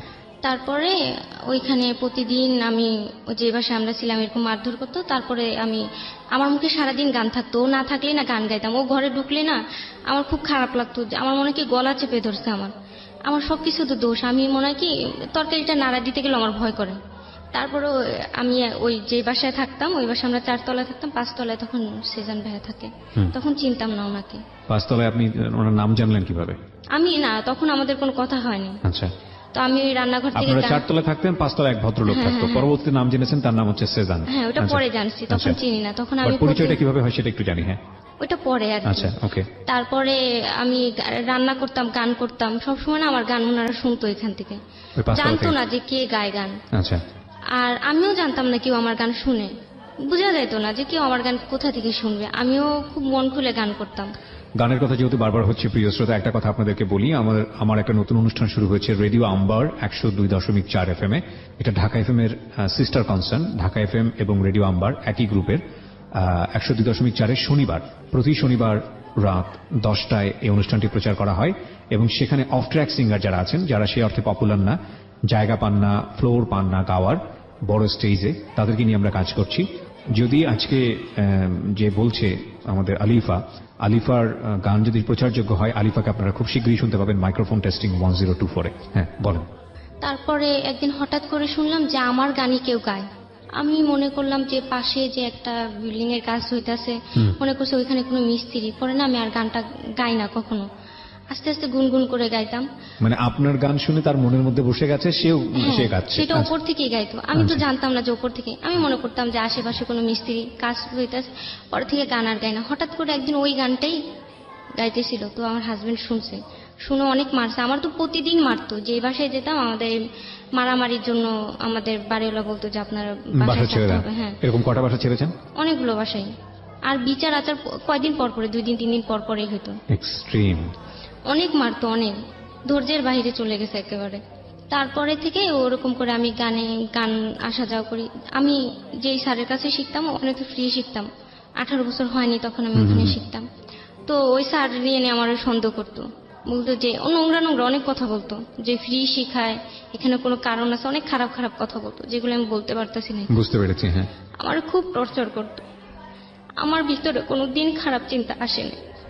তারপরে যেখানে গান শিখতে যাইতাম, যখন ধরা পড়লাম যে আমি গান শিখি, বুঝাইতাম আমি গান শিখবো, এমনি কখনো আমি কোথাও গান করব না। তারপর থেকে না ও আমার সবসময় জামা ছিঁড়ে ফেলতো, সবকিছু ছিঁড়ে ছিঁড়ে রাখতো।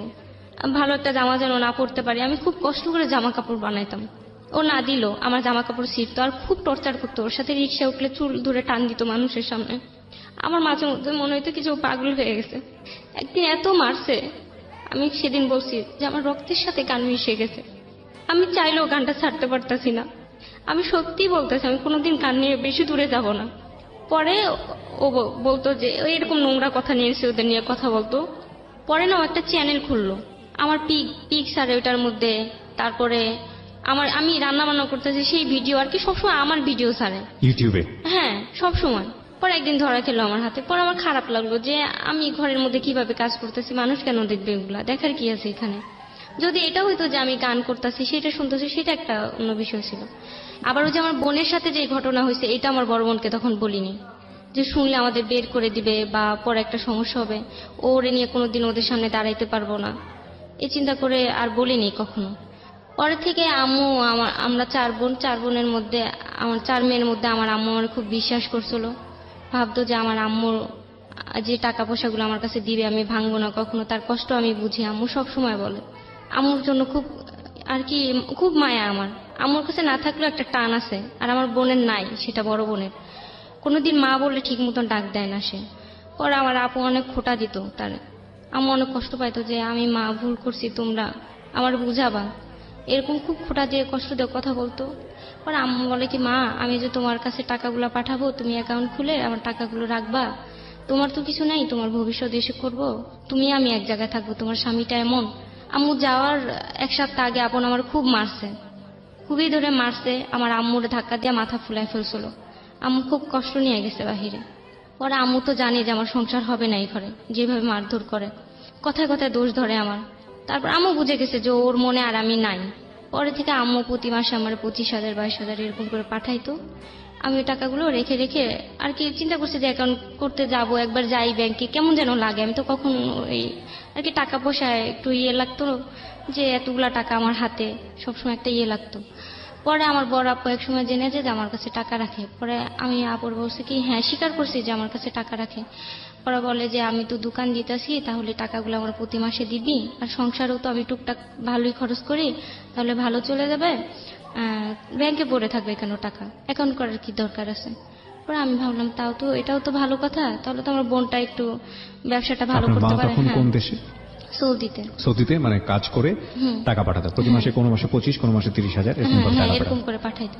পরে আমার বড় বোন এরকম বলছে, আমিও বিশ্বাস করে আমি ভাবলাম যে বোনের উপকার হবে, আমার বোন কিছু একটা করলে আমাদেরই তো ভালো হবে, আমার বোন তো আমাদের দেখে, ওই ভেবে সব দিকে ভেবে আমি টাকাটা দিতাম প্রতি মাসে।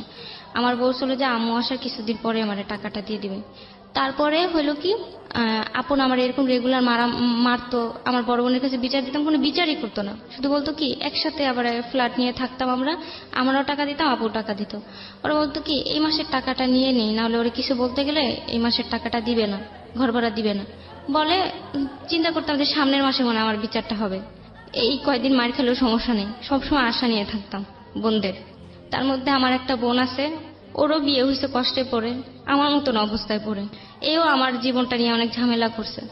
তারপরে ওই গান আস্তে আস্তে পরে চলতেছিল, একটা খাতায় গান লিখি, আমার হাতে লেখা তেমন একটা সুন্দর না, খুব আস্তে আস্তে করে, পড়াশোনা তো ভালো করে করতেই পারিনি, টাইমই তো পাইনি, ওরকম ইয়ে তো ছিল না আমার, খুব আস্তে আস্তে করে গান লিখতাম, সুন্দর যেন দেখা যায় আমার ক্লাসে, আমি ইয়াটা খুললে যেন সবাই আবার ইয়ের দিকে তাকায়। পরে সেই খুব কষ্ট করে রাত জেগে জেগে লিখতাম, ওর সামনে লিখতাম না, ও না থাকলে গান লিখতাম, সেই এগুলো ফেলাই দিত, খুঁজে পাই না, কদিন পরে দেখতাম যে অন্য কোথাও পড়ে আছে, রাস্তা পড়ে আছে, বৃষ্টিতে ভিজে গেছে। আমার খুব টর্চার করছে বাবা, মানসিক দিক দিয়ে সব দিক দিয়ে। তারপরে ওই আমরা আরেকটা বাসায় গেছি, পাশের বাসায় গেছি, বাসাটা খুব বড় ছিল, 3টা বেডরুম ছিল, তো আমাদের তো 3টা বেডরুম লাগে না, একটা খালি থাকতো। পরে আপু চিন্তা করলো কি যে অনেকে তো সাবলেট নিয়ে থাকে, আমাদের একটু ভালো হবে, কারণ ঢাকা শহরে তো মানুষ একটু কষ্ট করতেই হবে, আমাদের তো ওরকম অবস্থা নাই। পরে আপু একটা ভাড়া আর কি সাবলেটের ইয়ে টানালো নিচে। পরে যে বলছিলাম যে আমরা 4 তলায় থাকতাম, পাশের বাসায় 5 তলায় ভাইয়েরা থাকতো 2 জন। পরে একদিন মাস শেষে 26 তারিখে ফোন আসলো আমার ফোনে, আমার নাম্বার দেওয়া ছিল এখানে, আপু তো ব্যস্ত থাকে। পরে একটা ফোন আসলো, পরে আমি বললাম যে ভাইয়া কেন ফোন দিছেন, বলে যে আপু সাবলেট থেকে ফোন দিছিলাম, আমাদের একটা রুম দরকার। পরে আমি বলছি ভাইয়া আচ্ছা আমি একটু পরে জানাবো, কারণ আমরা তো ব্যাচেলর ভাড়া দিব না, আর সরি ভাইয়া ওইখানে আসলে উল্লেখ করা হয়নি যে ব্যাচেলর ভাড়া দেওয়া যাবে না বা ফ্যামিলি, এগুলো কিছুই হয়নি, সরি। পরে আমি বলছিলাম তারপরে আমি জানাবো, ওর বড় আপুরে জানাইছি, আপু বলে কি না না ব্যাচেলর দেওয়া যাবে না, মানুষ খারাপ বলবে। পরে আর কোনো ই হয়নি। পরে যে ভাইয়াদের বাসায় ওই ভাইয়া 2টা থাকতো, সেই একদিন আসছে, আমাদের মোটামুটি পরিচিত, এক বাসায় ছিলাম। তারপর উনি এসে বলতেছে ছেলে 2টা খুব ভালো, বাসায় থাকবে না তেমন একটা, আর ওরাও বিপদে পড়ে গেছে একটা ঝামেলার কারণে, রুমটা আমরাও ছেড়ে দিছি হঠাৎ করে, এখন এই 4টা দিনের মধ্যে ওরা কই যাবে, আর ওদেরও তো কাজ সামনে, অনেক শুটিং সামনে। আপুর এই কথা বলছে, পরে আপু ভাবলো, আর বলছে যে আমাদের বাসায় 1 মাস থাকবে, শুধু 1 মাসের জন্য নিবে, 1 মাসের জন্য নিবে, 6 তারিখে শুটিং এ যাবে, পরে আসবে হলো 25 তারিখে, তার 2-3 দিন পরে চলে যাবে। আর ওরা তো সবসময়ের জন্য একেবারে থাকবে না, কয়েকদিনই তো থাকবে, 1 মাসের মধ্যে তো কয়েকদিনই থাকা পড়বে, তাহলে দেই ভাড়াটা, আমার একটু ভালো হবে, 6,000 টাকা আসবে রুমটা থেকে। পর আপু দেয় ভাড়া, দেওয়ার পরে ভাইয়েরা বলে কি যে আপু একটা কথা বলি, আমরা আগে যে বাসায় ছিলাম ওইখানে আমাদের রান্না বান্না করে খাইতো, ওই ফ্যামিলিদের সাথে খাইতাম, তো হোটেলে খাওয়ার ওই ইয়েটা হয় না আমাদের। মানে আপনাদের সঙ্গেই উঠলো সাবলেটে? হ্যাঁ হ্যাঁ। আচ্ছা, কয়জন উঠলো? 2 জন। 2 জন তো সাবলেটে উঠলো? হ্যাঁ, তারপরে সাবলেট উঠার পরে 2 জন ছেলে, কারা কারা ছিল এরা? সেজন ভাইয়া। তারপরে ওনার একদিন বললো যে আপু আমরা তো এই মাসের 5 দিন থাকবো বাসায়, রান্না বান্না বাইরে ইচ্ছা করে না হোটেলে, তো ফ্যামিলির সাথে খাইলে আমাদের একটু ভালো হয়, আপনারা কি বলেন? পরে আপু বলে আচ্ছা আমার বোনটার কাছে জিজ্ঞেস করি। পরে আমি বলি কি আপু আমি পড়াশোনা করতেছি, প্রতিদিন কোচিং এ যাই, বাসায় এত কাজ একা করি, আর আমার শরীরটা ভালো না, কদিন পর পর মারে, আর তুমি ভাড়া দিছো, এদের সামনে ধরে ধরে আমার মারবে। পরে বলে 1 মাসই তোরা তো তেমন একটা থাকবেও না। পরে আমি সাহস পেলাম, থাক তাহলে তো জানবে না, যে কয়দিনই থাকবে আমি এই একটু ইয়ে হয়ে থাকবো, যেন আমি এরকম ঝামেলা না হয়, ও মারলেও বুঝতে দিব না, ও তো মারবেই, তার কোনো ইয়ে নেই। পরে আমি রান্না বান্না করে ওনাদের দিতাম। পরে 5 দিন পরে ভাইয়েরা চলে গেছে শুটিং এ, অনেকদিন পরে আসলো। তারপরে মারতো, ধরে ধরে বলতো, ও এখন নোংরা নোংরা কথা বলতো যে 2টা নাগরকে ভাড়া দেওয়া হয়েছে, এখন সুবিধা হয়েছে না, এখন বাইরে যাওয়া লাগবে না, ঘরেই হয়ে যাবে। পরে ভাইয়ারা আসলো, আসার পরে প্রতিদিন ওনারা তো কাজ করতো। আমার ছোট বোনটা যখন থাকতো তখন ওরে দিয়ে একেবারে বেড়ে ওনাদের রুমে রাখতাম। জি। আপু বলতো টেবিলে ভাইয়া রাখলে ভাতটা নিয়ে খাবেন। পরে ওরা খুব লজ্জা পেত, বুঝতাম যে আমি থাকতাম তো আমি সারাদিন বাসা। খুব ভদ্র ছিল ওনারা দুজন, আমাদের সাথে তেমন একটা কথাবার্তা বলতো না, কাজ নিয়ে ব্যস্ত থাকতো। প্রয়োজন ছাড়া কোনো কথা বলতো না আমাদের সাথে। পরে আমি প্রতিদিন ভাত বেড়ে বেড়ে পার হইতাম। একদিন হঠাৎ আমি গেছি যে রাখছি, আমি রুম থেকে বের হয়েছি আর আমার পিটানো শুরু করছি সেই ভাইয়াদের সামনে। অনেক মারছে, অনেক। সেই ভাইয়েরা ভয়ে গেট আটকে বসে আছে, তাদেরও একটু খারাপ লাগছে। তারপরে আপুর ফোন দিছে যে আপু আমরা বাসাটা ছেড়ে দেই, আপুর এরকম ধরে মারতেছে। তার মধ্যে আবার একদিন বলছে শুটিং থেকে যে আপু 25 তারিখ তো হয়ে গেলে আমরা তো এসে আর সময় পাবো না বাসা খোঁজার, আর একটা মাস যদি আমাদের রাখেন। ওর আপু বললো থাক, যদি আমার ভাইরা এরকম বিপদে পড়তো, আর ছেলে দুইটা খুব ভালো ভদ্র ছেলে। তোর আপু বললো, আপুর বলতাম না, এমনি ধরে মারতো। পরে আমি বলছি যে আপু এদের তুমি বলো যে বাসা ছাড়তে, আমার খুব মারে ধরে। এমনি নিজের ব্যাপারগুলোতে আমি খুব সারাদিন টর্চারে থাকি, এখন আরেকজনের ইয়ে নিয়ে আমার আর ভালো লাগতেছে না। পরে বলতো দাঁড়া ওর বিচার করবো, দাঁড়া ওর বিচার করবো, সবসময় আমার সান্ত্বনা দিত, বিচার আর করতো না। একদিন যখন ঈদ, রোজার ঈদ, বাচ্চাটা তখন কোথায়? আলভি কোথায় তখন? আমার কাছে একসাথে আমরা। আপনার কাছে? হ্যাঁ। তো এই বাচ্চার সামনে এসব করতো? হ্যাঁ, এই বাচ্চাটাকেও বকা শিখাইছে, হাত পাও ফুলাই ফেলছে, এত মারছে আমি উঠে বসতে পারি না। পরে যখন আত্মহত্যা করতে যাবো, হঠাৎ করে আমার বড় বোন কিভাবে যেন কি মনে করে আসছে, সেদিন সত্যি আমি মারা যেতাম। পরে আপু আয়সা তো এই অবস্থা দেখে বাসার, তারপর ওরা বকাঝকা করলো। ভাবলাম যে আপু একটা ব্যবস্থা করবে, আপু কিছু করে না। পরে আমি বলছি আজকে আমি ডিভোর্স চাই। ও বলে হ্যাঁ আমি আজকেই দিব। একটা ইস্টাম আনলো কোথা থেকে, আয়না, ওর মামতো ভাইরা আনলো। পরে আমার সাইরা দিবে, সিগনেচার করবে। পরে আপুর সামনে আমার একটা চেয়ার, আমি চেয়ারে বসে আছি, আমার একটা লাথি দিল অনেক জোরে, আমি নিচে ফিট হয়ে পড়ে গেলাম। আপনার আপু কিছু বললো না? না, কিছু বললো না। পরে ভাবলো যে ওরে বের করে দিলে আমার বোন বাচ্চাটা আমার উপরে পড়বে, চিন্তা করে ওর বিচারই করতো না কখনো। আচ্ছা আচ্ছা, দ্যাট ইজ দ্য রিজন। ওকে। এরকম করে পরে আমার বোনের উপর আস্তে আস্তে আমার খুব রাগ হলো যে আমার দিকে একবার তাকালো না। সে শুধু টাকাচ্ছে না, আম্মুর একদিন আমি বললাম, আমার আম্মুর কষ্টের কথা বলতাম না, যে সে পরের কাজ ওইখানে করে, আমি কখন কি বলবো। আর খুব ভালোবাসতো আমার। মা তখন দেশের বাইরে? হ্যাঁ, কখন কি হয়ে যায় তার কি শুনে। তার মধ্যে আমার নানি মারা গেছে, আমার আম্মু জানতো না সেই কথা। অনেকদিন পরে আমার মা স্বপ্নে দেখছে যে আমার নানি মারা গেছে। সেদিন কান্না করে বলছে আমার মা কি সত্যি বাইচা আছে। আমার মা এই টাকার জন্য আমার নানির মুখটা দেখা হয়নি, শুধু এই টাকার জন্য, টাকা ইনকাম করার জন্য। হ্যাঁ, রাইট। শুধু এই টাকার জন্য আমার নানির মুখটা দেখে নাই। একটাই মেয়ে ছিল তার। তারপরে আপু বিচার করতো না, আমার খুব রাগ হইতো, খুব ঘৃণা হইতো। আস্তে আস্তে আপুর প্রতি একটা ইয়ে হয়ে যেত। এখন আব্বুর সাথে একটু আমাদের যোগাযোগ আছে। মাঝখানে আবার আব্বুর সাথে আমরা ঠিকানে নিয়ে গেছি। যাওয়ার পরে আব্বুর যেদিন মুখটা দেখি, সেদিন আমি কান্না করে দিছি যে এতদিন কইছিলা তুমি, কতদিন দেখি না। ও যেদিন চলে যায় সেদিন বলছিল যে গাড়ি এনে দিবে, আমার আব্বু আর আসে নাই। সেদিন দেখেছি আমার আব্বুরে দেখে আমি কান্না করে দিছিলাম যে কইছিলা এতদিন, আমাদের জীবনে এত কষ্ট ছিল, তুমি কইছিলা। আপুও কান্না করে দিয়েছে সেদিন। ওইখানেও ছিলাম সৎমার কাছে কিছুদিন। ওইখানে সৎমা তো নিজের মেয়ের মতন দেখে না, কেউ দেখে কেউ দেখে না। ওইখানে খুব টর্চারে থাকতাম। তারপরে উনি ভাবতো যে আমার আম্মু না আবার ফিরে আসবে, আমার খুব টর্চার করতে হবে, যে আমি থাকলে আমার মার যদি একটা পথ হয়ে যায় আমার নেওয়ার জন্য। এরকম করে পরে আমার আব্বু যখন আমাদের বাসায় আবার আসা যাওয়া শুরু করলো, আব্বু তখন বলতো যে আপন তুমি এভাবে আমার মেয়েটার মারো। আমি যতটুকু জানি যে আমার 4টা মেয়ের মধ্যে আমার এই মেয়েটা মাটির মেয়ে, ওর মনে কিছু নাই, ও সবার সাথে হেসে কথা বলে, এটাই ওর অপরাধ। আমি তো বাইরে হাসি না, ওর তো ঘরে হাসতে দিবে। তারপরে সেজান ভাইয়া দেখতো যে আমার এরকম টর্চার করতো, মারতো অনেক।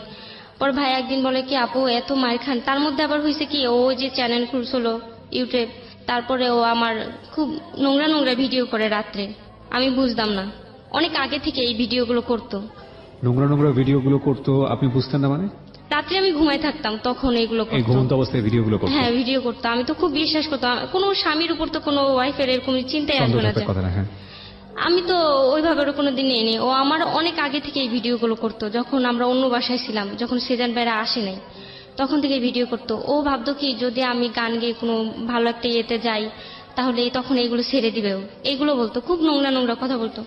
মানে এই ভিডিওগুলো করে আপনাকে দেখায় রাখতো? না না, দেখাইতো না, ও ভাবতো এটা আমি ভিতরে ভাবতো যে যদি চলে যায় তাহলে এগুলো ছেড়ে দেওয়ার জীবন শেষ করে দিবে। কিন্তু আমার বলতো যে তুই কি জানিস, তোরে যে আমি কিভাবে মারবো তুই কিভাবে জানিস, তোর সময় মতো বুঝবি সব, তুই গান কর কর, কোনো এগুলো সমস্যা কাজ নেই। দিত আপনাকে? হ্যাঁ, আচ্ছা। তখন আমার ভিতর সন্দেহ ঢুকতো।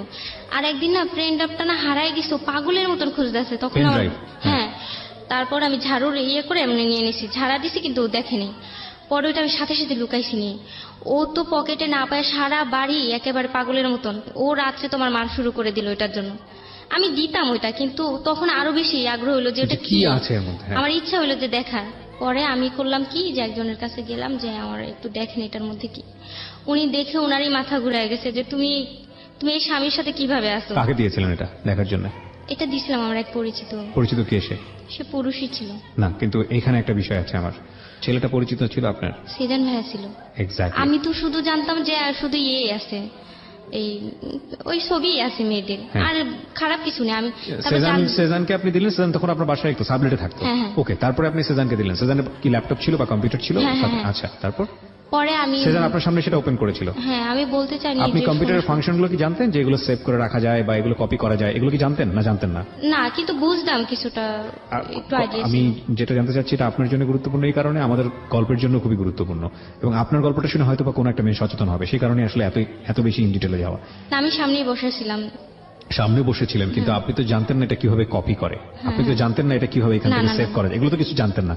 তার মানে আপনি যে পেন ড্রাইভটা দিচ্ছেন, এই পেন ড্রাইভটা আপনি যাকে দিচ্ছেন সেও চাইলে আপনার বড় বড় রকমের একটা ক্ষতি করতে পারত। তারপরে আমি একবার চাইছিলাম যে ওই যে ফোনের দোকান থেকে যে ইয়ে আছে ফোনে দেখা যায়, ওইটাও চেষ্টা করতে হয় না আমার ফোনে। আচ্ছা। অনেকবার পর অনেক দিন হয়ে গেল, তারপর না আর ইচ্ছা ইয়ে হলো না যে। সেজান ওপেন করার পরে কি বললো? পরে ভাইয়া টের পাইছে, একটু টের পেয়ে আমি কাজ করতেছিলাম দিয়ে, পরে আমার বের হয়ে বলে কি আপু আপনি যে দেখতে পারেন, কারণ এটা আপনার দেখা খুব দরকার। দাঁড়ান, আপনি পেন ড্রাইভটা দিয়ে বাইরে ছিলেন, হুম, ও নিজে নিজে কিছুক্ষণ বসে বের হয়ে গেছিলাম, রান্না ওই করতেছিলাম কিছুক্ষণ তখন। বসার সময় কোনো কিছু দেখতে পাননি? না। আচ্ছা, তারপরে আপনি রান্না করতেছিলেন, ও দেখে আপনাকে ডাক দিয়েছে? হ্যাঁ, ওকে। উনি একটু টাইম ছিল থেকে আমার ডাক দিছে। হ্যাঁ। ডাক দেওয়ার পরে পরে আমি গেলাম, যাওয়ার পরে আমি দেখি তো আমি ভাইয়ারে যে ডাক দিব আমার সেই ইয়ে ছিল না, আমি খুব লজ্জা পাইছি। আমি তো বুঝতে পারি না, আমি মনে ও করছি। বাইরে ছিল, আপনাকে বলেছে যান ভিতরে গিয়ে দেখে আসেন। পরে আমি দেখে আমার খুব খারাপ লাগছে যে কি আমি, ছিল এই ছবিগুলো? কি আসলে আপনি জানতেন? আমারই নোংরা নোংরা ছবিগুলো ছিল। এই নোংরা নোংরা ছবি তো আসলে নর্মালি থাকার কথা না, তার মানে আপনার বিশেষ মুহূর্তের কোনো ছবি।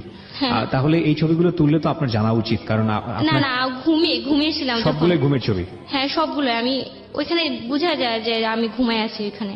আচ্ছা এটা অনেক আগে থেকে ভিডিও করতে, যে কটা বাসায় করছে সব কটা বাসারই বোঝা যায় যে। আচ্ছা, কতগুলো ছিল এরকম? অনেকগুলো ছিল, 5-6টা ছিল। ওকে, সবগুলোই ভিডিও? হ্যাঁ, তারপর অন্য অন্য মেয়েদেরও ছবি ছিল। আমি তো জানতাম যে কোনো মেয়ের ইয়ে পাবো এখান Okay, থেকে, এরকম okay, ভাবতাম। okay. কিন্তু যে আমারই কিছু এখানে আছে আমি তো বুঝতে পারিনি। আচ্ছা, তারপর? আমার তখন যে কি অবস্থা হয়েছে, তখন আমি ভাইয়ারে যে ডাক দিব, আমি লজ্জায় আমি ওনার সামনে যাইতে পারি না, আর ভাইয়াও লজ্জায় আমার সামনে আসে না। পরে ভাইয়া আবার ওইটা দিল। পরে অনেকদিন পরে ভাইয়াও আমার সাথে ভালো করে কথা বলে না, আমিও বলি না। পরে প্রতিদিন কান্নার আওয়াজ পাইতো, প্রতিদিন ধরে ধরে মারতো। ওই পেন ড্রাইভটা কি করলেন তারপর? আমি নিয়ে নিলাম, ওটা রাখলাম লুকায়া। লুকায় রাখলেন, কিন্তু ওই ভিডিওগুলো ভিডিও ওইটার ওইখানে ওর ভিতরেই ছিল? হ্যাঁ। তারপরে ও প্রতিদিন দেখতো আমার, ধরে অনেক মারতো, অনেক টর্চার করতো, সব বিষয় পেন নিয়ে। ড্রাইভটা দিয়ে দিলেন আপনার হাজবেন্ডকে? না না না, দেইনি। আচ্ছা। ভয় ছিলাম। আচ্ছা। তারপর একদিন আমি বললাম কি ভাইয়া আমি না চলে যাব ভাইয়া, পালানের ইয়ে নিছি, আপনারা এখান থেকে চলে যান, কারণ কি আমি যাওয়ার পর আপনাদের রান্না বান্না কে করে খাওয়াবে, আর সমস্যা আমাদের বাসা, আমার ছোট বোনটা বাসা একা থাকে। আপনাদের আজকে একটা সত্যি কথা বললাম, কেউ তো জানবে না, সবাই জানবে বেড়াইতে যাবো আমার ফুকুর বাড়ি। আম্মুর সাথে কথা হয়ে গেছে, যে আম্মু বলছে আচ্ছা ঠিক আছে তাহলে তুমি যাও, রে ডিভোর্স দাও। আম্মু তো মাও আগে রাজি থেকে হয়ে? চেষ্টা করতো। আচ্ছা, মাও রাজি আম্মু তো হয়ে? আগেই বুঝতো যে ও কেমন ছেলে। ওকে। আম্মুর আরো আমি সবসময় ভালো বলতাম ওর। পরে আমি ওনার সাথে কথাবার্তা বলে আমি চলে গেছি। আমি বলছি ভাইয়া, পরে ওনারা না রুম ছেড়েও দিছিল।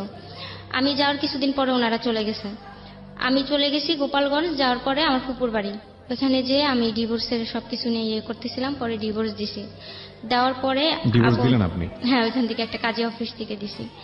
দেওয়ার পরে আমার ফুপু হেল্প করছে, আমার ফুফাতো ভাই ওনারা হেল্প করছে। ওরা বলছে যে এই ছেলের সাথে কিভাবে থাকবি, এত মারে ধরে। ওনারাও সবাই, আমার ফ্যামিলির সবাই জানে যে এমন টর্চার করে। সবাই বলতো যে এই মেয়ের ভাগ্যে কি পড়ছে। আমার ছোট বোন ও চঞ্চল, ওরে দিয়েও ইয়ে করা যেত, কিন্তু আমারটা কেউ মানতে চায় না। পরে আমি চলে গেছি। আমার বড় বোন আমার একদিন বকা দিল, তুই এতদিন ধরে গেছিস, আসিস কেন বাসায় রান্না বান্না এগুলা, আর ওই ভাইয়ারাও চলে গেছে, এখন আসিস না কেন, এখন তো আর কোনো ঝামেলা না। আপু মনে করছে কি আমি এত কম বয়সে এত রান্না বান্না করি, আমারও এখন খারাপ লাগে রান্না বান্না করতে করতে। পরে আমি বলছি হ্যাঁ আমি আসবো। আমার বড় বোনের লজ্জায় বলি না যে আমি ডিভোর্স দিয়ে দিছি। আর ওর সাথে আমার শেয়ার করতে ইচ্ছা করতো না। ওর কাছে আমি সবসময় বলতাম যে আমার একটু রক্ষা করো, আমি আর কোনোদিন এই ভুল করবো না।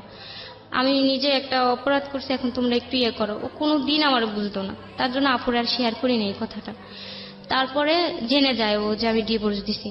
তারপরে তো আমার ফোনে হুমকি দেওয়া শুরু হলো যে আমার অ্যাসিড মারবে, আর ভিডিও বলছে যে আমার কাছে ভিডিও আছে। পরে আমি তখন বলে দিছি যে ভিডিও, আমি ওই ভয় পালাইছি যে আমার প্রতিটা রাত্রে আমার ভিডিও হয়। আর আমি ওই ফ্রেন্ড অ্যাপটা যে নিছি তারপর থেকে রাত্রে থেকে আমি আর ঘুমাইতে পারি। প্রতিটা রাত্রে আমি চোখ বন্ধ করে আমি ঘুমাই না, আমি ভাম ধরে যে আমি ঘুমাই গেছি, এরকম একটা ইয়ে করে মানে থাকি। ওর সঙ্গে যে কদিন ছিলেন? হ্যাঁ, খুব ভয় থাকতাম। আর দিনে ঝিমাইতাম, রাত্রে আমি ঘুমাইতেই পারতাম না ভয়। চিন্তা করে সবসময় দেখুন। ভিতরে একটা ভয় থাকতো যে কখন আবার আমার নতুন আবার একটা ভিডিও করে, আবার কোথাও রাখলে আমি পাবো কিনা। আমার ভিতরে সবসময়, আমি জানতাম ওর সাথে আমার সংসার হবে না। পরে না আমি সেই ভয় পালাই গেলাম। তার আগে আমার বড় বোন আমি সব বলে দিছি যখন না পেরে, যে আমি এরকম এরকম করছে আমার ছোট বোনের সাথে। তারপরে বোনের কাছে বলছি, ও তারপরে কিছু করে না। তারপরে একদিন হঠাৎ করে যাওয়ার আগে ভাইয়ার সাথে যে আমি প্ল্যান করবো আমি কিভাবে যাব, তার মধ্যে হিরণ ভাইয়া যে ভাইয়ার সাথে ছিল, সিজান ভাইয়ার সাথে, সেই হিরণ ভাইয়া আবার আমার একটা ফ্রেন্ড আছে বিউটিও আমার বাসায় আসতো। ওরেই সব শেয়ার করতাম, মনের কষ্টের কথা সবকিছু শেয়ার করতাম। তো ওরে পছন্দ করা শুরু করলো। পরে আমার একদিন বলে আপু আমি ওরে পছন্দ করি। পরে একদিন ওরে নিয়ে আমি সিজান ভাইয়ের সাথে দূরে কোথাও দেখা করে সব আর কি, আমার তো বলার কেউ ছিল না। তারপর থেকে একদিন হঠাৎ করে দেখা করলাম ভাইয়ের সাথে। ঘরে তো সব কথা বলা যায় না। সিজানের সঙ্গে? হ্যাঁ হ্যাঁ, কারণ উনি আমার ভাইয়ের মতনই ওরকম দেখতো, চোখে বোনের চোখেই দেখতো। পরে আমি বাইরে একদিন দেখা করছি যে ভাইয়া কি করা যায়, বাচ্চাটাকে নিয়ে আমি কিভাবে কি করব। পরে ভাইয়া বলে কিছুদিন লুকায় থাকেন, আপনার বোন এমনি ওরে খাট ধাক্কাতে বের করে দেবে, যে আমার বোন নাই তার স্বামী দিয়ে কি করবো। আমার সে ভালো একটা বুদ্ধি দিল যে তাহলে আপনার আর ঘুরে ঘুরে বেড়াতে হবে না। পরে আমি চলে গেলাম, তাই হলো। পরে আমার বড় বোন সেটা আবার একজন দেখছে, দেখে আমার বড় বোনরে বলছে। আমার বড় বোন আমার এই বারান্দা নিয়ে বলে তুই বলে সিজানের সাথে রাস্তায় দেখা করছিস। আমি তো বলতে পারি না যে আমি কি বুদ্ধি করছি। সিজন তখন নেই আপনাদের, আপনিও তো নেই, আলটিমেটলি বাসায় থাকেন না তখন। আপনি তো আপনার হাজবেন্ডকে তখন ডিভোর্স দিয়েই দিয়েছেন। না না, তার আগে। এটা তার আগের ঘটনা? হ্যাঁ, আর কি আচ্ছা। চলে যাব তখন আমার বোন আমার একটা ভুল মানে বুঝলো। তখনও ডিভোর্স দেননি, ওই সময়টাতে আপনার বোন বুঝলো হ্যাঁ, ভুল। যাওয়ার পালায় যাওয়ার কিছুদিন আগে, তখন সিজনের সঙ্গে আপনি 2 দিন আগের কথা। সিজনের সঙ্গে আপনি বিষয়টা কেন শেয়ার করতে চাচ্ছিলেন? ওই তো ভাইয়া প্রতিদিন চোখে দেখতো, আর ভাইয়া আমার বুঝাইতো যে ভাইয়াও আমার ধৈর্য ধরার কথা বলতো। তারপরে নিজেও যে এই যুগের মেয়েরা তো এভাবে সহ্য করে না। বাইরে দেখা করে প্ল্যান কি ছিল, মানে কি বুঝলেন? ভাইয়া বলছে যে আপনি চলে গেলে আপনার বোনই ওরে বের করে দেবে, তখন বোনের কাছেই থাকতে পারবেন, আর কোনো ঝামেলা নেই। না শুরু না, করে কিন্তু বাইরে মিট করতে চাচ্ছিলেন কেন? ঘরে কোনো সুযোগ ছিল না কথা বলার, শেয়ারগুলো করার, শেয়ারিং হ্যাঁ, করার। হ্যাঁ, আচ্ছা ঠিক আছে, তো বাইরে মিট করলেন, এই অবস্থায় দেখে ফেলেছে আপনার বোন। হ্যাঁ হ্যাঁ। পরে আমার বোন আমার বললো, পরে আমি তো বোনরে বলতে পারি না যে আমি চলে যাবো পালায় যাবো, এগুলো Right. প্ল্যান করা হয়েছে। পরে আমি না, আপু আমার যেই বকাগুলো দিল আমি সব মাথায়। আমি একটা জিনিস বুঝতে পারছিলাম যে আপনার বোনের সাপোর্ট ছিল না আপনার প্রতি, বড় বোনের না, সাপোর্ট না। ছিল না। ঠিক আছে, বাদ দেন আপনি এটা। আপনি ডিভোর্সও দিয়ে দিয়েছেন ওই সময়, এবং সেই সময় আপনার হাজবেন্ড আপনাকে হুমকি দিচ্ছে অ্যাসিড ছুঁড়ে মারবে, হ্যাঁ। এবং পাশাপাশি আপনার ভিডিওগুলো আছে ঠিকানাও এগুলো জানে, পাবলিশ, হ্যাঁ, হ্যাঁ। ঠিকানাও জানে। তখন আপনি কোথায় ছিলেন ডিভোর্স দেওয়ার পরে? তখন আমি ফুপুর বাসায় ছিলাম। সিজন তখন কোথায়? সেজান তখন কুড়িগ্রাম, ঢাকা থেকে কুড়িগ্রাম গেছে। কুড়িগ্রামের মধ্যে নিজেদের বাড়িতে? হ্যাঁ, হ্যাঁ। আচ্ছা ঠিক আছে। তারপরে এসিড মারার কথা বলছে, আমি তো ভয় থাকতাম যে ঠিকানা জানে, গ্রাম জানে। তারপরে আমি সিদ্ধান্ত নিলাম যে আমার আব্বুর কাছে চলে যাবো। সৎমা হলে কি হয়েছে, কিছুদিন কষ্ট করে থাকি আম্মু আসা পর্যন্ত, পরে আমি কিছু একটা হবে আমার। আম্মু আসলে হাজার মানুষ আমার হলো, আমার মা আমারে রক্ষা করে রাখতে পারবে। পরে গেলাম ওইখানে, আমার বড় বোন ফোন দিয়ে আমার আব্বুরে বলে কি, ওরে যদি আপনি ওই বাসায় রাখেন তাহলে আমার সাথে আর কোনোদিন কথা বলবেন না। বড় বোন ফোন দিয়ে কাকে বলে? আব্বুরে বলেন। তখন আপনি আপনার বাবার কাছে? হ্যাঁ, হ্যাঁ। এই এতদিন পরে যে গেলেন বাবার হ্যাঁ কাছে, হ্যাঁ হ্যাঁ। পরে বলে কি, বাবার কাছে কি আপনি কি পেলেন? ওখানে কি আছে? ফ্যামিলিতে কারা কারা ছিল? ওইখানে আমার ছোট আম্মু ছিল, হ্যাঁ। 2টা বোন ছিল। মেনে নিতে পারলো আপনাকে? না।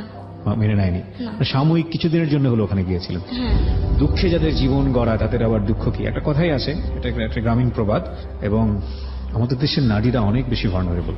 এই কারণে বলছি, অর্থনৈতিক অবস্থাটা আসলে এমন আমাদের দেশের যে এখন অনেক বেশি ইমার্জিং ইকোনমি অফকোর্স, এবং আমরা তো খুব প্রাউডলি বলি আলহামদুলিল্লাহ যে দেশ এখন উন্নয়নশীল দেশ, আমরা প্রাউডলি বলতে পারি। সারা জীবন রচনা লিখেছি বাংলাদেশ একটি স্বল্পোন্নত দেশ, যখনই লিখতাম খারাপ লাগতো। আমাদের সরকার এখন আমাদেরকে বলার সুযোগ দিয়েছে, এবং সেটা নিরলস প্রচেষ্টার বিনিময়ই হয়েছে, যে বাংলাদেশ একটা উন্নয়নশীল দেশ। জাতিসংঘ থেকে প্রাথমিকভাবে স্বীকৃতি আসছে, কিছুদিন আগে আমরা এটা পালন করলাম, এবং আমরা খুব গর্ব সহকারে বলতে পারি যে আমাদের দেশে প্রাইম মিনিস্টার দ্বয় আমি বলবো, বর্তমান প্রধানমন্ত্রী তিনিও একজন মহিলা, অপোজিশনে যিনি ছিলেন তিনিও মহিলা, এবং এর আগে যিনি প্রধানমন্ত্রী ছিলেন তিনিও মহিলা। সুতরাং মহিলাদের উন্নয়নের জন্য, নারী উন্নয়নের জন্য তাদের অবদান একেবারেই মানে অস্বীকার করার কোনো সুযোগ নেই। অনেক উন্নতি হয়েছে অনেক অনেক জায়গাতে, এবং দক্ষিণ এশিয়ার মধ্যে কিছু কিছু জায়গায় আমরা এমন উন্নতি করেছি যেটা রীতিমতো চোখে পড়ার মতো, মডেল হওয়ার মতো। এটা নিঃসন্দেহে আমাদের অনেক বড় পাওয়া। তো তারপরও আমাদের দেশের অর্থনৈতিক যে কাঠামো, সেখানে পুরুষের ভূমিকাটাই অনেক অনেক বেশি, এবং যে কারণেই একটা মেয়ে যখন বিপদগ্রস্ত হন তার পায়ের নিচে মাটি থাকে না, না থাকে নিজের বাবার বাড়ি, না থাকে শ্বশুর বাড়ি, না থাকে নিজের ঠিকানা। এই মেয়েটা আমাদের সমাজে খুব আনকমন ক্যারেক্টার না, খুবই কমন একটা ক্যারেক্টার, অন্তত অর্থনৈতিক জায়গা থেকে। আর একটা বিরতির পর প্রিয় জি আলিফা, তো বাবার ওখানে থেকে মোটামুটি কিছুদিনের জন্য হলেও একটু ম্যানেজ করার চেষ্টা করছিলেন। হ্যাঁ, আচ্ছা, আব্বুর বলছিলাম যে আম্মু আসা পর্যন্ত না আমাকে একটু রাখেন। মানে ছোট আপনার আম্মু- মা আসা পর্যন্ত। হ্যাঁ, আব্বু বলছে কোনো সমস্যা নেই, আমার বাসায় তোমার কে কি করবে। পরে এরকম হুমকি দেয় আমার, পরে আমি গেলাম কুড়িগ্রামে। যাওয়ার পরে ওনার মা আর ভাই আমারে নিতে আসলো। গাড়ি মানে থেকে সেজানের নামলাম। মা এবং ভাই। গাড়ি থেকে নামলাম কুড়িগ্রামে, তখন আমাদের নিতে আসলো। আমি তখন ভিতরে এত শান্তি লাগলো যে আমার আত্মীয় স্বজনের কাছেও আমি এত ভালোবাসা পাই না। অপরিচিত তার মানুষ। মাও আসছে, আমার খুব ভালো লাগছে বিষয়টা, আমার কি শান্তি লাগছে তখন যে আসলে ভালোবাসার মানুষ কেউ আছে। পরে আমারে নিয়ে গেল বাসায়, তার মার মনে কি ছিল আমি তো জানি না। পরে তার আগে আমি আসার সারা রাত আগে তারে শাসন করছে, বকাঝকা করছে সবাই মিলে। তার বাবাটা আবার খুব মাটির মানুষ, খুব ভালো। এটা খুব স্বাভাবিক। তারপরে এটা আমি হলো করতাম। সেজান আপনাকে কি পরিচয়ে তার বাসায় নিচ্ছিল?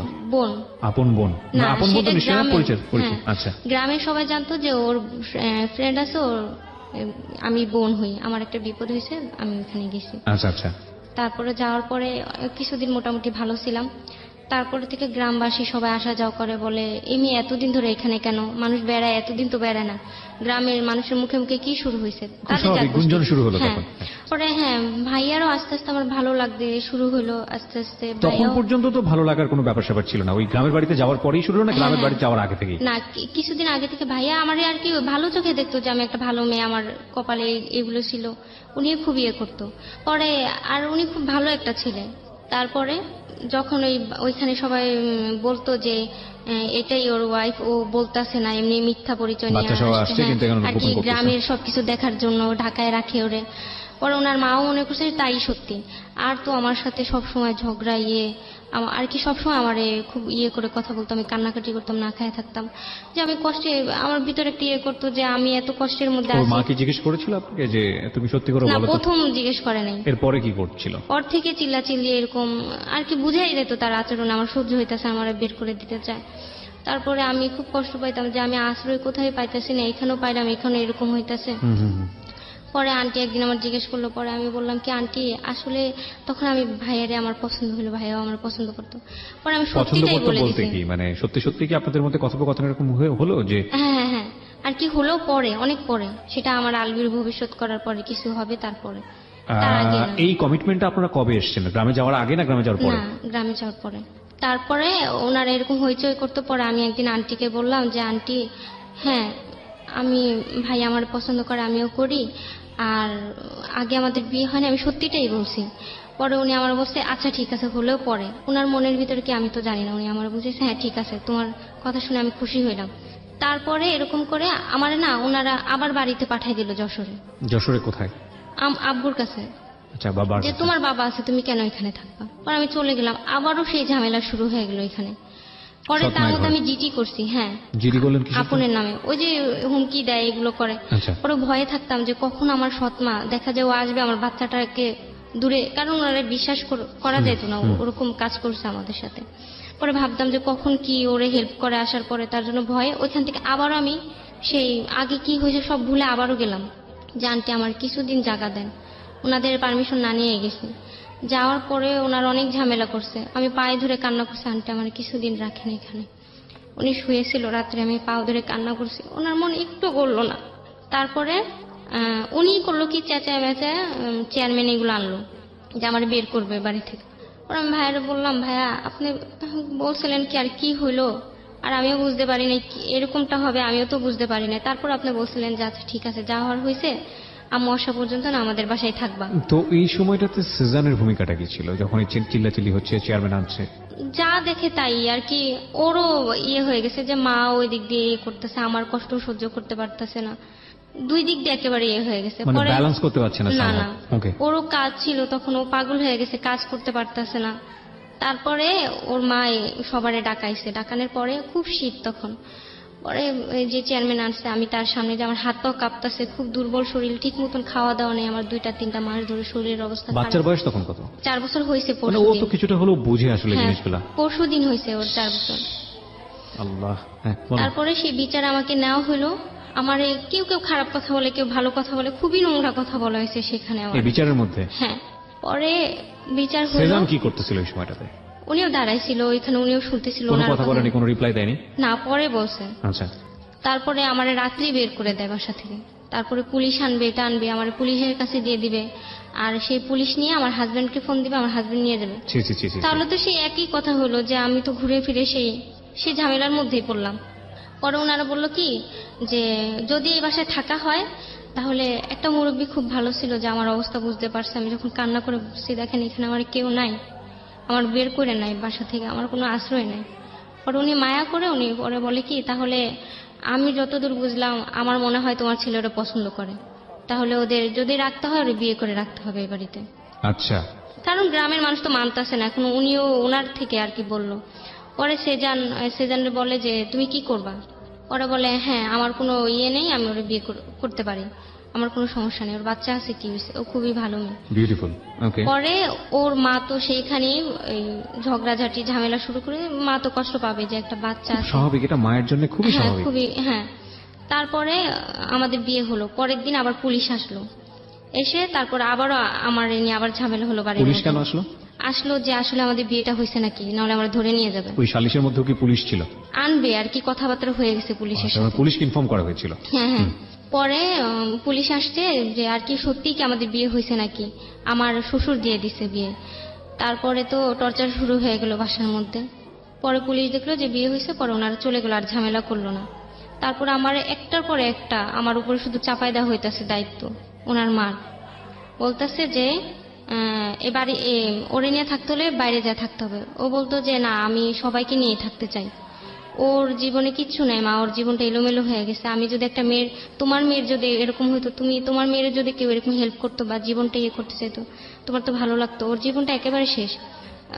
সেজানের সাথে আমার কোনো ইয়ে নেই, তখন নামই বিয়ে হয়েছে, আর কোনো আমাদের ভিতর কোনো ইয়ে নেই। তারপর এরকম করে অনেকদিন গেল, তারপর গ্রামবাসী সবার মুখে যে এ কেমন বিয়ে, যে ছেলে মেয়ে এদের রুম দেয় না কেন, সবাই গ্রামের মানুষ আর কি যেমন। পরে তো শুরু হয়ে গেল, পরে ওই দাদি ইয়ে করে চেষ্টা করে ওর চাচার একটা রুম নিয়ে দিল, ওদের ঘরে তো আমাদের উঠতে দেয় না, জি। খালি একটা ঘর ছিল, ওইটাই আমাদের উঠতে দিল। পরে ওর মার তো আরো শুরু হয়ে গেল, সারাদিন ঝগড়া, নোংরা নোংরা ভাষায়। আমার একদিন গ্রামের মানুষের সামনে বলে যে ও বেশ্যা পাড়া থেকে আসছে, ও বেশ্যা একটা মেয়ে। সারা গ্রামের মানুষ শুনে গেছে, আমার মুখের দিকে তাকাচ্ছিল, আমি কোনো কথা বলার ইয়ে ছিল না আমার। পরে এক সময় আমি সিদ্ধান্ত নিলাম কি, আমার লাইফটা তো শেষই। পরে আমার এক পরিচিত লোক আছে ভার বিষয়, বাহিরে পাঠায় ডান্স, আমি ছোটবেলায় ডান্স শিখতাম, মোটামুটি জানা আছে। পরে ওইখানে আমি চিন্তা করলাম যে টাকা লাগবে না, বাহিরে যাই, অনেক মেয়েই তো আসা যাওয়া করা, যে ভালো থাকে সে এমনিতেই ভালো থাকে, অনেকগুলো মেয়েকে আমি চিনি। পরে চিন্তা করলাম যে চলে যাই, বাচ্চাটা যেহেতু কষ্টেই আছে, বাচ্চাটা তো আর ভালো নাই, আম্মু চলে আসবে 1 মাস 1.5 মাস পরে, তাহলে বাচ্চাটাকে আমি দিয়ে দিই। উইথ ডিউ রেসপেক্ট, সেজানের নামটা যেহেতু এখানে অনেক হয়েছে, Shezan of course he is a very very good boy, মানে এখন পর্যন্ত যতটুকু শুনেছি। সেজানের ফ্যামিলির দ্বারা আলিফা যে অ্যাটিটিউড পেয়েছে সেটা অপ্রত্যাশিত না। অপ্রত্যাশিত না বলতে প্রত্যাশিত আমি এটাও বলবো না, কিন্তু অপ্রত্যাশিত না। কারণ সেজানের মা আলটিমেটলি আলিফার সঙ্গে যে আচরণ করেছে সেটা তাদের সামাজিক অবস্থার কথা চিন্তা করে করেছে। এখানে সেজানের মাকে অন্য চোখে দেখার কোনো কারণ নেই। যারা গল্পটা শুনছেন তারা একটু নিজের জায়গা থেকে চিন্তা করে দেখুন আপনার মা হলে কি করতেন, এবং আপনার মা যে আচরণটা করছেন, হ্যাঁ লাখে একজন থাকতে পারে এক্সেপশনাল কান্ট বি এক্সাম্পল, ঠিক আছে, এটা একটা বিষয়। আর এগুলো আসলে রেডিওতে শুনলেই না অনেক বেশি নির্মম মনে হয়, গণমাধ্যমে শুনলে অনেক বেশি নির্মম মনে হয় যে এটা আসলে খুব লজ্জাকর একটা ব্যাপার। কিন্তু এগুলো আমাদের প্রাত্যহিক জীবনের চিত্র রে ভাই, এগুলো ঘটে। আমি যেটা এই যে বললো না যে নিজের বাচ্চাটা দাঁড়িয়ে আছে মিষ্টিটা তুলে দেয়নি, এরকম ঘটনা আপনার জীবনেই দেখবেন যে খুঁজে দেখলে আপনি বহুত ঘটনা এরকম আছে। সুতরাং কাউকে আপনারা হেট করেন না, আপনারা বরং ঘটনাকে একটা প্রেক্ষাপট হিসেবে নেন। যেই যে আচরণ করেছে সমাজের, যেই যেটাই করুক না কেন ওর জীবনের ক্ষেত্রে, সে তার জায়গা থেকে বিষয়টা লজিক্যাল মনে হয়েছে। আপনি রেডিওতে শুনে কোনো জাজমেন্টে যেন না, কোনো বিচার আচার করেন না, বরং আপনি এটাকে চিন্তা করে দেখেন যে এই মেয়েটার অবস্থান কি হয়েছে এবং কি করলে মেয়েটা এখান থেকে উতরাতে পারে। আর এই ঘটনার মধ্যে যদি আপনি থাকতেন, তাহলে ভুলের জায়গাটা যদি মেয়েটা থাকতো তাহলে আপনি এই ভুলটা করতেন না। সো এইভাবে জিনিসটাকে আপনি দেখেন, প্লিজ কাউকে জাজমেন্টে আনবেন না আজকের এই গল্পটা শুনে। কারণ আমি প্রথমেই বলে নিয়েছি, আমাদের অনুষ্ঠানে সবসময় কথাটা বলা হয়, কাউকে হেয় করা আমাদের অনুষ্ঠানের উদ্দেশ্য নয়। উইথ ডিউ রেসপেক্ট এভরিবডি, সবাই যতগুলো ক্যারেক্টার এখানে এসছে প্রত্যেকেই আমরা সম্মান করি সমানভাবে। বলেন। তারপরে ওর মা তো সবসময় বলতো যে বউ বলে মেনে নিব, যদি বাচ্চা বাচ্চাটাকে রেখে রেখে আসে। আসো। তো ওই সময়টাতে আপনি বিদেশে যাওয়ার চেষ্টা করছেন, বার ভিসা না কি যেন একটা শব্দ আপনি বলেন। হ্যাঁ, বার হঠাৎ ভিসাটা করে কি? আমার মনের মধ্যে বার ভিসাটা কি? এটা হলো ডান্স করে, যে ওইখানে অনেক মেয়েরা ডান্স করে স্টেজে, মানুষ ওই যে বারে গিয়ে dance ডান্স করে, ওইটার ভিসা নিয়ে আপনি যাবেন। তো আপনি তো নিশ্চয়ই এটা জানেন যে এটা খুব রিস্কি একটা জব এবং হ্যাঁ, জানি। খুব ভয়ানক একটা জব। তো তারপরেও আপনি এই রিস্কটা কেন নিতে চাচ্ছিলেন? আসলে আমি শুনছি যে আমার যে পরিচিত কটা মেয়ে আছে ওদের মুখে যে শুনছি, আসলে এই লাইনটা কেউ না ইচ্ছা করে যেতে চায় না। কারো জীবনে না কারো জীবনে কোনো একটা কষ্ট আছে, কারোর মা নেই, কারো বাবা নেই, কারো ঘরে সৎ মা আছে, তারা খুব চাপে পড়ে যায়। পৃথিবীর একটা মানুষও যদি এই কথাটা না মানে, তাহলে আমি কিবরিয়া এই কথাটা মানি। কারণ আমি কেউ সৎ এটা করে যায় না। 100 বার বলতে পারি, যে মানুষটা যদি দেহ পেশা বা যৌন পেশাটার কথা আমরা বলি, তাহলে একটা মানুষ আপনি খুঁজে পাবেন না সমাজে, একটা মানুষ বাংলাদেশের প্রেক্ষাপটে একটা কর্মীকে আপনি খুঁজে পাবেন না যে যার জীবনে কোনো ঘটনা নেই, সে স্বেচ্ছায় ওই জায়গাটাই গিয়েছে। ভয়াবহ রকমের ব্যাকগ্রাউন্ড রে ভাই, ভয়াবহ রকমের ব্যাকগ্রাউন্ড। আপনারা তো 2-3টা গল্প শুনেছেন এই জীবন গল্পে, আমি এনেছি। আমি যে কত শত শুনেছি, এবং আমি এমন গল্প আছে যেটা প্রচারও করতে পারিনি। হ্যাঁ, মানে ভয়াবহ রকমের ব্যাকগ্রাউন্ড। এই জন্যে কোন একটা মানুষকে গালি দেওয়ার আগে, কোন একটা মানুষকে অসম্মান করার আগে, কোন একটা মানুষকে খারাপ বলার আগে 3 বার চিন্তা করা উচিত যে আমি যে কাজটা করছি বা আমি যে গালি দিচ্ছি, আমি যে খারাপ বলছি, এই মানুষটাই যদি সুন্দর একটা পরিবেশ পেত তাহলে এই মানুষটা কি হতে পারত, কিংবা এই মানুষটাই জীবনে যে অসম্ভব ভালো ভালো কাজ করেনি তারই বা নিশ্চয়তা কি। ঠিক আছে, সুতরাং ওই বার গার্ল বলেন বা সো কল্ড স্ট্রিট গার্ল বলেন বা চাইল্ড বলেন, যেটাই বলেন না কেন, খারাপ চোখে তাকানোর আগে মানে আমাদের একবারের জন্য হলেও সৃষ্টিকর্তাকে মনে করা উচিত এবং শুকরানা আদায় করা উচিত যে অন্তত ওই জায়গাটায় আপনি নেই। হ্যাঁ, অন্তত ওই জায়গাটায় আপনি নেই। এই ফাঁকে প্রিয় শ্রোতা, কথা না বাড়িয়ে আবারও ফিরছি আমাদের যিনি গেস্ট আলিফাতার কাছে। হ্যাঁ বলেন। তারপর ছেলেটাকে নিয়ে ওরা এমন ঝামেলা শুরু করলো, আমার শ্বশুর শাশুড়ি। আবার ওইখান দিয়ে আপনও শুরু করে দিল ঝামেলা। আবার শুনছে আপু যে আমি আপনি ঝামেলা করছিল কিসের জন্য? আমার বড় আপুর জন্য। আমার বড় আপু শুনছে যে আমি ভাইয়ের বিষয়ে বিদেশ যাব, হ্যাঁ, আমি গেলে ভালো, আম্মু আসলে তাহলে আমাকে পাবে না, আর আমার মার টাকা যে আমার কাছে ছিল সেটা যে আমি ওরে দিছি, ওইটার জন্য আমি চাপ দিতে পারবো না। আমি যদি বাংলাদেশে থাকি তাহলে তো চাপ দিব। আপনার মার কত টাকা আপনার বড় বোনকে আপনি দিয়েছেন? প্রতি মাসে টাকা দিছি, ওইগুলি হিসাব করে আর কি অনেক লাখ টাকা হয়ে গেছে।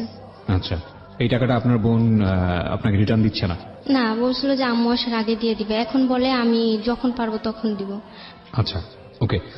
আর আপনের তাহলে সমস্যাটা কি? আপনকে তো আপনি ডিভোর্স দিয়েছেন, আপন তো পেপার পেয়েছে। হ্যাঁ, তাহলে আপন সমস্যা করছে কিসের? আপু রেখে দিছিল যে ঘর ভাড়া একসাথে দিয়ে থাকবে। পরে আপু বলে যে ও তো ভারী বিষয়ে চলে যাবে, তাহলে ও বাচ্চাটারে নিয়ে আসো। আর কেউ না ছিল যে আমি বাহিরে যাব, তাহলে ওকে, মানে আপনার আম্মুর বাচ্চাটা টাকাটা নিয়ে। হ্যাঁ, আচ্ছা আচ্ছা। ও ওই দিক দিয়ে আমার মামলা করতে চায়, এটা করতে চায়। আমি ভয়ে চিন্তা করলাম যে বাচ্চাটা আমার এখানে ভালো নাই, তাহলে আমি দিয়ে দিই, আমি যেহেতু চলেই যাব বাহিরে, তাহলে দিয়ে দিই, কিছুদিন একটু কষ্ট করি। দিলাম হলো একজন পুলিশের মাধ্যমে, যে ও যদি নিয়ে আবার বলে, অনেকে আমার বলছে যে এইভাবে দিও না, পরে যদি দেখা যায় বলে যে আমি বাচ্চা পাইনি, তার কোনো প্রমাণ আছে বা আচ্ছা কিছু। আচ্ছা, ওকে। পরে আমি করলাম একটা স্ট্যাম্প কিনলাম, ওইখানে ওর সিগনেচার আমার সিগনেচার ছিল। কন্ডিশন কি ছিল ওখানে? ওইখানে ছিল হলো আর কি বাচ্চা আমি ওর হাতে দিছি বুঝায়া, হ্যাঁ। আর কি ওরকম ইয়ে ছিল। তারপরে বাচ্চা দিলাম, দেওয়ার পর থেকে আমি অসুস্থ হয়ে পড়লাম। এমনি মন শক্ত করে দিছি যে বাচ্চাটা তো এখানেও ভালো নাই। পরে দিয়ে অনেক শক্ত হয়ে গেলাম। তারপরে কুড়িগ্রাম আবার চলে গেলাম, পরে দিয়ে চলে গেলাম, খুব অসুস্থ হয়ে পড়লাম রাস্তার মধ্যে। তারপরে কুড়িগ্রাম যাওয়ার পরে আবার 2 দিন গেল, আমি বিছানা থেকে উঠতে পারি না, আমার কেউ খবর নেয় না যে আমি খাইছি কি না। তারাই বলছে যে বাচ্চা দেওয়ার পরে, তারা তো জানে না আমি বাইরে যাব, তারপরে তো তাদের কথাই আমি শুনলাম। আমি যে বাইরে যাব সেটা আমার ভেতরেই শুধু ছিল। পরে ওনারা আবার টর্চার করে শুরু হয়ে গেল। কারা? আমার ওই ননদ, তারপরে মানে আপনি যেখানে আছেন আর কি? হ্যাঁ হ্যাঁ, আচ্ছা। একটার পর একটা আমার দায়িত্ব। আমার বয়সটা একেবারে কম, আরো কম বয়সে আগে বিয়েটা হয়েছে। এমনিতে খুবই কি দুর্বল। সেজান কি পরিবারের বড় সন্তান কিনা? হ্যাঁ, সবার বড় ছেলে, হ্যাঁ। আচ্ছা, একটা প্রথমত ছেলে। তো এক্সপেক্টই করে না কোনো বাবা মা যে তার ছেলে একটা বিবাহিত মেয়েকে বিয়ে করবে। এটা একদম সত্য কথা, জি। সমাজের যে না, শ্রেণী হোক এটা না কেন। আমিও বলি। বুঝেন। আর দ্বিতীয়ত যেটা, সেটা হচ্ছে শুধু বিবাহিত না, আপনার একটা 4 বছরের বাচ্চা জি। আছে। সুতরাং এই জায়গাটা থেকে তাদের যে আচরণটা, এটা অপ্রত্যাশিত না বাংলাদেশের সামাজিক প্রেক্ষাপটে। যদি কেউ এই বিষয়টাকে অগ্রাহ্য করে আপনাকে খুব সুন্দরভাবে জায়গা দিত, বরং সেটাই মানে অস্বাভাবিক মনে হবে আমাদের সামাজিক কন্টেক্সট থেকে। সুতরাং তাদেরকে দোষ দিয়ে আসলে লাভ নেই। তারপরেও যে তারা এতটুকু সাপোর্ট আপনাকে দিয়েছে, সেটাকেই বরং আমরা বড় না, করে এই দেখি। বিয়েটা হইলো তাদের কারণে। কারণ তাদের কাছে আমি বারবার বলছিলাম যে আমার একটু সময় দিন, 2 মাস কোনো আত্মীয় বাট ওরা সময়টা দেয়নি। না, ওনারা ভাবছিল যে চেয়ারম্যান এদের এনে আমার যদি এখান থেকে তাড়াইতে পারে, ওরকম চিন্তা ভাবনা ছিল তাদের। তারপরে থেকে আবার শুরু হয়ে গেল আমার সকাল 6টা ভোরে উঠতে হবে, শীতের দিন, অনেক কুয়াশা। সেজানকে ম্যানেজ করে আপনি কি আলাদা থাকতে পারতেন ফ্যামিলি থেকে, যে আপনাকে আলাদা করে রাখুক কোথাও? না, সেটা সম্ভব ছিল না। না। কেন সম্ভব ছিল না? আর আমিও চাইতাম না, কারণ আমি এমনিই ওনাদের মনে অনেক বড় একটা কষ্ট দিচ্ছি। এক্স্যাক্টলি। তারপরে ভাবলাম যে না, বাইরে কিন্তু সেজান ফ্যামিলির সঙ্গেই থাকতো, আপনাকে আলাদা কোথাও রাখতো, যেহেতু ম্যাচ মানে মেনে নিতে একটা খুব মানে স্বাভাবিকভাবে এটা তো অস্বাভাবিক একটা ব্যাপার, তাই না? তো মেনে নেওয়ার তো একটা মানে খুব ডিফিকাল্ট। তো ঠিক আছে, আপনাকে আলাদা কোথাও রেখে কিছুদিন ফ্যামিলিকে সুন্দরভাবে ম্যানেজ করে তারপরে ওটা না, করতে রাখতে পারতো। পারলে তো তাহলে ওইভাবেই আগে রাখতো, তাহলে তো বিয়েটা আর হতো না। রাইট। তারপরে এই টর্চার শুরু হয়ে গেল, একটার পর একটা দায়িত্ব আমার উপরে দিল, আমি সব মেনে নিলাম। তারপরে আরো বাচ্চা নিয়ে অনেক টর্চার করছে, ওইগুলো তারপর মনে রাখি নেই। তারপরে আমি ফোনে কথা বলতে পারবো না আমার বাচ্চার সাথে। তাদের তো এতটুকু বোঝা উচিত ছিল যে বাচ্চা, এত ছোট বাচ্চাটারে তারা রেখে আসছে, সে রেখে আয়সা কিভাবে আসে। আমি খুব অসুস্থ হয়ে পড়ছিলাম, ডাক্তার বলছে আমার ব্লাড দিতে, শরীরের অবস্থা খুব খারাপ। আর কান্না একটু করলেই ফিট হয়ে পড়ে যাই, অবস্থা খুব খারাপ হয়ে যায়। এটা আমি আপনাকে সামনাসামনি দেখেও বুঝতে পারছি। আর এই 3টা মাস শুধু ভেসে ভেসে বেড়াইতেছি, কোথাও জায়গা পাইতেছি না ঠিক মতো। আপনার বিদেশি যাওয়ার অবস্থা কি?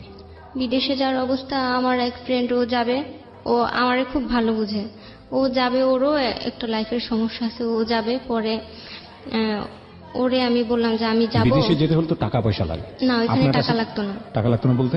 ওইখানে হলো ওই যে ভার ভিসায় যাবে, বার ডান্স। ভিসা? হ্যাঁ হ্যাঁ, হ্যাঁ, তো ওইখানে আর কি যে ভালো সে ভালোই থাকে, আর যে খারাপ হয়ে যায় নিজের কাছে ভালো মন্দ ওইখানে। কোন দেশ এটা? এটা সিঙ্গাপুর, দুবাই, যেখানে পাঠায় আর কি। আমি ওইখানে একটাই কথা, যে আমি যার সাথে কথা বলছি যে ভাইয়া আমি যাব ওইখানে, আমার কোনো সমস্যা হবে নাকি? হ্যাঁ। উনি বলছে আপু এটা নিজের কাছে, কারণ অনেক মেয়েরা বেশি টাকা চায়, বেশি 50,000 টাকা স্যালারিতে তাদেরও মনে হয় কিছু না, তখন তারা এক্সট্রা অন্য কিছু করে বা তো আপনি যদি ওইটাই থাকেন তাহলে তো আপনার আর কোনো খারাপ হওয়ার কোনো ইয়ে থাকে না। শুধু ডান্স তো মানুষ দেখে, খারাপ কি? তো আমিও চিন্তা করে যেতে চাইছি যে আমার বাচ্চাটা এমন অসহায় হয়ে গেল, আর টাকাটা আমার দিতে হবে। আমার বোন তো আমার বিশ্বাস মানে আমার দিবে আপনার না। টাকাটা আপনার মা জানে না যে আপনি আপনার বড় বোনকে দিয়েছেন? না, আপনার এই মা কথা জানে জানে যে না। সে দেশে আসলে এই টাকাটা হ্যাঁ। পাবে আপনার কাছ থেকে? আমি শুধু পর কয়েকদিন স্বপ্ন দেখছি যে আমার আম্মু আইসা আমার বলে যে মা টাকা কত হয়েছে, আর আমি সকালে ঘুমিতে ঘুটে পাগলের মতন হয়ে যায়, আর মাথায় শুধু অন্য টেনশন আসে। পরে চিন্তা করলাম যাক বাহিরে যাই। প্রিয় যে শ্রোতা, না। আপনাদের মাথায় হয়তো বার ভিসা শব্দটা আটকে আছে, কিন্তু চিন্তা করে দেখুন ওর প্রেক্ষাপটটা, যে ওর মা প্রতি মাসে কত বছর হলে গেছে? 2 বছর হয়েছে। এই 2 বছরের সে ওখানে ঘরে মেয়ের হিসেবে কাজ করে, মানে এই বাচ্চাদের টেক কেয়ার করে। হ্যাঁ। এই কাজটা করে সে 2 বছরে তো একবারও আসেনি বাংলাদেশে না, আমার নানির মরামুখটাও দেখতে পারেনি সেই টাকার জন্য। এই টাকার জন্য। এবং সেটা ও বলছিল একটা সময়, প্রতি মাসে কিছু পয়সা পাঠিয়েছে এই মেয়েটার কাছে, যেটা 1,05,000 টাকার মতো হবে হিসাব করলে হয়তোবা। এই টাকাটা উপর বেসিস করে ওর মা দেশে ফিরে আসতে চাচ্ছে, তাই কি? জি। এবং দেশে ফিরে এসে সে কিছু করবে, কিন্তু এই টাকাটা ওর বড় বোনকে দিয়ে দিয়েছে। এবং বড় বোন এখন সে ব্যবসা করছে। যেহেতু বড় বোনকে দিয়ে দিয়েছে, হয়তো একটা সমস্যার সমাধান হবে, কিন্তু ওর জায়গা থেকে ও কোনো কনফিডেন্ট রাখতে পারছে না, এই কারণে যে এই টাকাটা তো মা তাকে বিশ্বাস করে দিয়েছিল। মা এত পরিশ্রম করে নিজের মায়ের মৃত মুখ দেখতে পারলো না এই টাকার জন্য। সে যদি ফিরে এসে কানাকড়িও না পায়, তাহলে এই মাকে সে কি জবাব দিবে? যে কারণে সে বাধ্য হয়ে এইরকম একটা ভিসা নিয়ে দেশের বাইরে চলে যেতে চাচ্ছে। তা আপনাকে যেটা বলছে যে যারা ভিসা দিবে তারা বলছে 1 পয়সাও লাগবে না। না, পাসপোর্ট ওনারই করে দেয়, কিন্তু ওই ভাইয়ের কাছে টাকা ছিল না, আমি টাকা ম্যানেজ ওদের লাভটা কি? ওদের লাভ মালিক থেকে কিছু টাকা পায়, আর আমরা যে অ্যাডভান্স পাবো 1 মাসে 50,000 টাকা, সেখান থেকে 10,000 টাকা নেবে, আর মালিক থেকে মনে হয় 50,000 টাকা পায়। আপনি যে এই জিনিসটা যে করতে চাচ্ছেন, এটার অথেন্টিসিটি কোথায়, এটার বিশ্বাসযোগ্যতা কি? এটার কোনো প্রমাণ আছে ওরা যেটা বলছে? প্রমাণ বলতে 2-3 জন দেশের বাইরে নিয়ে গিয়ে স্মাগলিং হয়, এটা জানেন? দেশের না, বাইরে ওই নিয়ে গিয়ে যে আমরা ভাইয়া- শুনেছি এরকম, এবং এগুলো নিয়ে অনেক রিপোর্ট আমরা অনেক সময় চোখে পড়ে। দেশের বাইরে নিয়ে গিয়ে এমন নিদারুণ অবস্থায় ফেস করতে হয়, বিশেষ করে যারা থার্ড ওয়ার্ল্ড কান্ট্রি থেকে যায়, আমাদের মতো দেশ থেকে যারা যায়, ভয়াবহ রকমের মানসিক এবং শারীরিক যন্ত্রণার মধ্য দিয়ে যায়। এরকম ঘটনা আপনি শুনেছেন কখনো? জি। এটা জেনেও আপনি এত বড় একটা রিস্ক এই বয়সে, আপনি দেখতে শুনতে এরকম, এটা কেন নিচ্ছেন? শুধুমাত্র এই 5 লাখ টাকার জন্য? আমার আর তো কোনো উপায় নেই, কারণ বলছে আমার আপনার কোনো- আম্মু যদি দেখে এসে যে তার 1 টাকাও নাই, সে তো হার্ট অ্যাটাক করে মারা যাবে। আপনার আম্মু যদি এসে দেখে যে আপনি দুবাইয়ে গেছেন এবং দুবাই যাওয়ার পরে না, কোনো- আম্মু আমি একটু বলি, আপনার মা দুবাই, আপনার মা সিঙ্গাপুরে আছে তাই তো? সিঙ্গাপুর থেকে বাংলাদেশে এসে 5 লাখ টাকা আপনার কাছ থেকে পেল না, আপনি আমাকে প্রশ্নের উত্তরটা দিবেন। 5 লাখ টাকা পেল না, আপনার মা ভয়াবহ কষ্ট পাবে। এইটা একটা কষ্ট। আর একটা কষ্ট হচ্ছে আপনার মা বাংলাদেশে ফিরে আসলো, আসার পরে আপনার মা 5 লাখ টাকা নাই, এটার জন্য আপনি বিদেশে গেছেন, এটা জানলো। জানার পরে আপনার মার কাছে 7 দিন পর একটা ফোন আসলো। ফোনটা হচ্ছে এরকম, আপনার মেয়েকে যদি ছাড়াই নিতে চান তাহলে 10 লাখ টাকা পাঠান, না হলে আপনার মেয়েকে এখানে মেরে ফেলা হবে। কোনটা বেশি কষ্টের? না ঠিক আছে, ওই ভাইয়া আমার যে পরিচিত কয়টা মেয়ে গেছে ওরা ভালো আছে, আমি আর কি আইডিয়া আছে আমার যে কতদূর কিভাবে কি, তার জন্য সাহসটা হয়েছিল যে যাই। আপনার পরিচিত মেয়েরা যারা গেছে তারা হ্যাঁ ভালো হ্যাঁ, আছে? 2-3 জন আমি চিনি, ওরা খুবই ভালো আছে, এখনো কোনো সমস্যা হয়নি। আচ্ছা। ওরাই বলে আমাকে। ওরাই বলে? আপনি হ্যাঁ। কিভাবে নিশ্চিত হলেন যে এরা এর লোক না? না, এরই লোক। যে পাঠিয়েছে হুম। সে যে এরকম 2-3টা মানুষকে রেডি করে রাখেনি আপনাকে ভালো করার জন্য, বা এরা তার লোক না, আপনি এটা কিভাবে নিশ্চিত হলেন?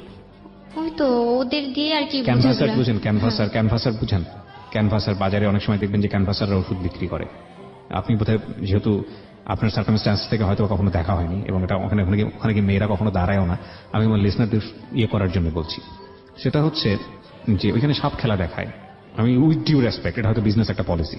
ওইখানে অনেক সময় বিভিন্ন রকমের ভেলকি দেখায়। দিন শেষে ওরা কিছু রোগের ঔষধ বিক্রি করে। তো যখন ওষুধ সারাদিন ভেলকি দেখানোর পরে যখন লোকজন জড়ো হয়ে যায়, তখন ওরা ওই ঘুরে ফিরে ওষুধ বিক্রির কাছে চলে যায়, এবং ওষুধ বিক্রির কাছে যাওয়ার পরে ওরা ওই যে লোক সেট করে রাখে লোকজনের মধ্যে। কেউ কেউ বলে, হ্যাঁ ভাই গত সপ্তাহে নিয়েছিলাম, খুব ভালো কাজ দিছে, এটা ওদেরই লোক। তো আপনি কিভাবে নিশ্চিত হলেন যে আপনাকে টাকা দিয়ে নিয়ে যাচ্ছে এবং যারা আপনাকে ভালো বলছে তারা লোক না? আপনি দেখলাম। বাংলাদেশে যে সমস্যা ফেস করছেন, আপনি অন্তত 10টা মানুষকে চেনেন। আপনি বিদেশে গিয়ে যদি এরকম এর চেয়েও জটিল কোনো অবস্থা ফেস করেন, আপনি কয়জন মানুষকে ওখানে চিনবেন? এটা সেজান বলছিল যদি কোনো ঝামেলা হয়, পরে ভাবলাম, পরে আমি বলছি, সেজান আপনাকে কি বলে? হ্যাঁ, এটা আপনি আমাকে একটু বলেন এই বিষয়ে। সেজান বলছে যদি ফেরত কোনোদিন না আসো আর এই বিষয়ে আমি তোমার কোনোদিন যাইতে দিব না। আমি বলছি যে আমার উপর একটু বিশ্বাস রাখেন, আম্মুর টাকাটা শুধু দিলেই আমি চলে আসবো। সেজান তখন- কি টাকা পয়সা শোধ করার ব্যাপারে কোনো হেল্প করতে পারবে না? হ্যাঁ বলছিল যে আমার ইচ্ছা ছিল যে আমার যে ওয়াইফ হবে তাকে আমি 1 লাখ টাকা কাবিন দিব, আর কি পারি না আর না পারি দিব 1 লাখ টাকা। তো বলছে যে আমি আমার টাইম লাগবে, একটু সময় দেওয়া লাগবে আমাকে। তো 1 লাখ টাকা তো আমার আম্মু তো আসবে কিছুদিনের মধ্যে। আমি যদি বাইরে চলে যেতাম, আম্মু শুনতো যে ওই টাকা দিয়ে আমি বাইরে গেছি অন্য একটা ভিসা, তো আম্মু জানতো না যে আসলে আমি কি ভিসায় গেছি। আমার আম্মু তাহলে একটু আমার উপর বিশ্বাসটা থাকতো, আম্মু কষ্টটা পাইতো না, কারণ এই টাকার জন্যই তো আমার নানির মরা মুখটা দেখেন এসে। তার জন্য চিন্তা করে এই ডিসিশন নিয়েছে যে যাই তাহলে এখানে যে আম্মুরে মাসে মাসে টাকাটা পাঠাবো। 5 লাখ টাকা যদি না হয় কিছু টাকা দিয়েও আমি চলে আসবো, তারপর ঠিক মতন আমার আচ্ছা বাচ্চাটা। ঠিক আছে, আমরা আপনাকে মোটেও রায় দিচ্ছি না আপনি বিদেশ যান। আমার মনে হয় একজন শ্রোতাও, আজকে অনুষ্ঠানের শুরুতে যেটা বলছিলাম যে আপনারা সিদ্ধান্ত দিবেন, একজনও আপনাকে বলবে না বিদেশ যাওয়ার জন্য। 1 লাখ যদি এখানে ভোট দেয়, একজনও বলবে না, আমি ডেফিনেটলি শিওর, কেউ বলবে না। আপনার মার জন্যই তো আপনি যেতে চাচ্ছেন। আপনার মা কবে আসবে দেশে? আম্মু পরশু দিন আসবে। আগামী পরশুদিন? জি। তো আপনার মার কাছে জিজ্ঞেস করে যান। আমার আম্মু মরে যাবে, আম্মুর সামনে যেতে পারবো না। কেন যেতে পারবেন না? আবার কালকে বাচ্চাটার কাছে আমি গেছিলাম, আমি শুনছি যে আর আপনি তো কয়দিন। নিজেও মা, আপনার সন্তান যদি এরকম ভুল করতো, আপনার সন্তান এরকম ভুল করে, আপনি তখন মা হয়েছেন, সুতরাং মার বিষয়টা আপনি বুঝতে পারবেন। পৃথিবীতে আল্লাহর কাছ থেকে সবচেয়ে বড় গিফট হচ্ছে মা হওয়া, এবং পৃথিবীতে একটা সন্তানের জন্য সবচেয়ে বড় গিফট হচ্ছে যার মা বেঁচে আছে। এর চেয়ে বড় গিফট আর কিছুই নাই। কিছু কিছু ব্যতিক্রম আছে, সেটা অন্য জিনিস। আপনি মা হিসেবে চিন্তা করেন তো আপনার সন্তান এইরকম একটা সিচুয়েশনে, এবং সে জেনে শুনে এরকম একটা মানে ভয়াবহ রকম জীবন বেঁচে নিচ্ছে শুধুমাত্র 5 লাখ টাকার জন্য। আপনি নিজে মানতে পারতেন সেটা? আমি কিভাবে বুঝাই আম্মুরে, আমি তো বুঝাইতে পারবো না। আপনি মাকে গিয়ে বলেন, মা এরকম করছি, আমার ভিসা টিসা সবকিছু রেডি আছে, তুমি যে সিদ্ধান্ত দিবা আমি সেটা মেনে নিব। আপনার মা যদি বলে তুই যা, তাহলে আপনি যাবেন, আমরা আর কেউ কিছু বলবো না আপনাকে। তারপর কালকে আবার বাচ্চাটাকে আমি কিছুদিন আগে স্বপ্নে দেখলাম যে আমার বাচ্চাটার গাল কেটে গেছে। কালকে আমি পাগলের মতন ছুটে গেছি, চিনি না কোথায় বাসা, শুধু শুনছি বসিলা। পরে ওইখানে খোঁজাখুঁজি করতে করতে আমার ভাড়াও শেষ এক সময়। পরে হেঁটে হেঁটে খুঁজতে খুঁজতে হাত পা ব্যথা বানায় ফেলছি।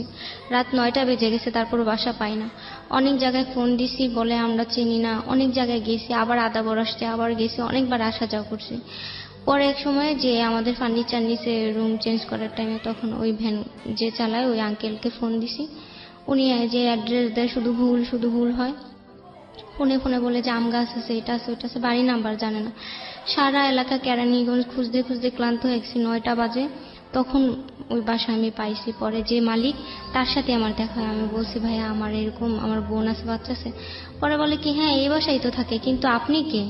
বলে আমি ওর মা। বলে আপনি মা মানে? তখন ওনাদের একটা সন্দেহ ঢুকে গেছে যে ওর মা তো বাহিরে থাকে, আমরা যেটা জানি। বলে আপনি কে? ওনারা আমার মনে করছে যে আমি মিথ্যা কথা বলে ওই বাসায় ঢুকে বাচ্চা নিয়ে নেব। পরে ওনারা আমার আটকায় ফেলছে ওইখানে কালকে। তারপর আমি কান্নাকাটি শুরু করছি, বিশ্বাস করেন ভাই ওটা আমারই বাচ্চা। পরে আপুরে ফোন দিছে, আপু বলে বের করেন আমাদের বাসা, আপনাদের বাসায় যে আমি ভাড়া নিছি, এখন যদি আমার বাসা থেকে কেউ হারা যাক এটার নিবে কে? পরে আপুর সাথে রাগারাগি হয়েছে, বলে ওরে বের করে দেন, আমার বাসা হ্যাঁ ঢুকতে দেয় না। বাসার মধ্যে আপনার বড় আপুর বাসায় এখন আপনার আগের হাজবেন্ড আছে? হ্যাঁ, ও যদি আজকে যদি ওরে তাড়াই দিত তাহলে আজকে আমার এই অবস্থা হতো না। আমি মানতে পারলাম না বিষয়টা ব্যক্তিগতভাবে, মানে দিস ইজ ভেরি আনফেয়ার। মানে এটা আপনার বড় আপু, আমি জানি না এটা জাস্টিস হলো কিনা, হয়তো আপনার জায়গা থেকে কোনো লজিক থাকতে পারে, বাট যেখানে ডিভোর্স হয়ে গেছে সেখানে আপনার বাসায় এখন পর্যন্ত ওনার হাজবেন্ডের থাকাটা এটা ওই যে কেমন? একা যে ভাড়া দিয়ে সে থাকতে পারবে না তার জন্য রাখছে যে একটা মেয়ে ওটা কি ওনার মানুষ নিজের কোথায়- বাসা? না, ওই তো মানুষের বাসা ভাড়া নিয়ে থাকে। বাট সেটার জন্য তো এইরকম একটা পরিস্থিতি যেখানে আপনি ডিভোর্স হয়ে গেছেন, আপনার অন্য একটা বিয়ে হয়ে গেছে, সেখানে না, সে কেন আমাকে ওইখানে আর কি ওদের বাসায় উঠতে দেয় না? আম্মু আসলে টাকার জন্য আমার চাপ দিবে, আমি ওরে দেখাই দিব, পরে একটা সমস্যা হবে। আপুই জানে আমি ভার ভিসায় যাব, তো ও জানে যে যাবো এই মাসে চলে যাব। বলছে যাক, ও চলে যাক। আর ও চায় না যে আমার বাচ্চার কাছে আমি যাই, গেলে তো আর বাহিরে আমি যাব না, পরে আম্মুরেও কি জবাব দিবে। তারপরে আমি কালকে ওই যাওয়ার পরে আমার তো রুমের ভিতর ঢুকতে দেয়নি। ওরা দুপুর 2টা বাজে চুলা সিলিন্ডার গ্যাস, ওখানে গ্যাস নাই। পরে সেই চুলা ধরায়া আর কি যেন বসায়া দুজন শুয়ে আছে। ছোট বোনটা 8 বছরের, দুজন একাই থাকে বাসায়। দুজন বলতে আপনার ছোট বোনটা ছোট বোন আর কে? আর আমার বাচ্চাটা। আর আপনার হাজবেন্ড, আগের হাজবেন্ড? ও চাকরিতে যায়। তার মানে বাসায় থাকে আপনার ছেলে, আর ওই আপনার ছোট বোন, 8 বছরের ছোট বোন, আর আপনার হাজবেন্ড। হ্যাঁ, বড় বোন সারাদিন। সবকিছু জানে, মানে হ্যাঁ, আপনি সবকিছু জানে, আমি সব বলছি। জানার পরেও এইরকম পরিস্থিতি সেটা পারমিট করেছে? হ্যাঁ হ্যাঁ জি। ও শুধু ওই যে ও যদি চলে যায় তাহলে একা রুম ভাড়া দিতে পারবে না, ও বাসা ভাড়া দেয়, দুজনে মিলে থাকে, তার জন্য আর ওরে তাড়ায় না। কালকে 2টা বাজে চুলা ধরায় ওরা ঘুমাইছে। ছোট বাচ্চা তো 8 বছর বয়স, আর কি বুঝে। রাত 9টা বেজে গেছে, সেই চুলায় সেটা পুড়ে সারা বাড়ি ধোয়া হয়ে গেছে। তারপর আমি কান্নাকাটি করতেছি, আমার বোন আসছে কারে কারে নিয়ে আমারে মারার জন্য, তারপরে আরো মানুষ আসছে। পরে আমার বাসায় ঢুকতে দিবেন, ওরা গেট খুঁজছে, আর আমি ওদের ধাক্কা দিয়ে দৌড় দিয়ে চলে গেছি রুমের ভিতরে। যেয়ে দেখি যে আমার বাচ্চাটার গাল কাটা, মাথা কাটা। আমি স্বপ্নে যেটা দেখছিলাম, আমি পাগলের মতন কালকে সারাটা দিন খুঁজে রাত 9টা বাজে বাসা খুঁজে পাইছি।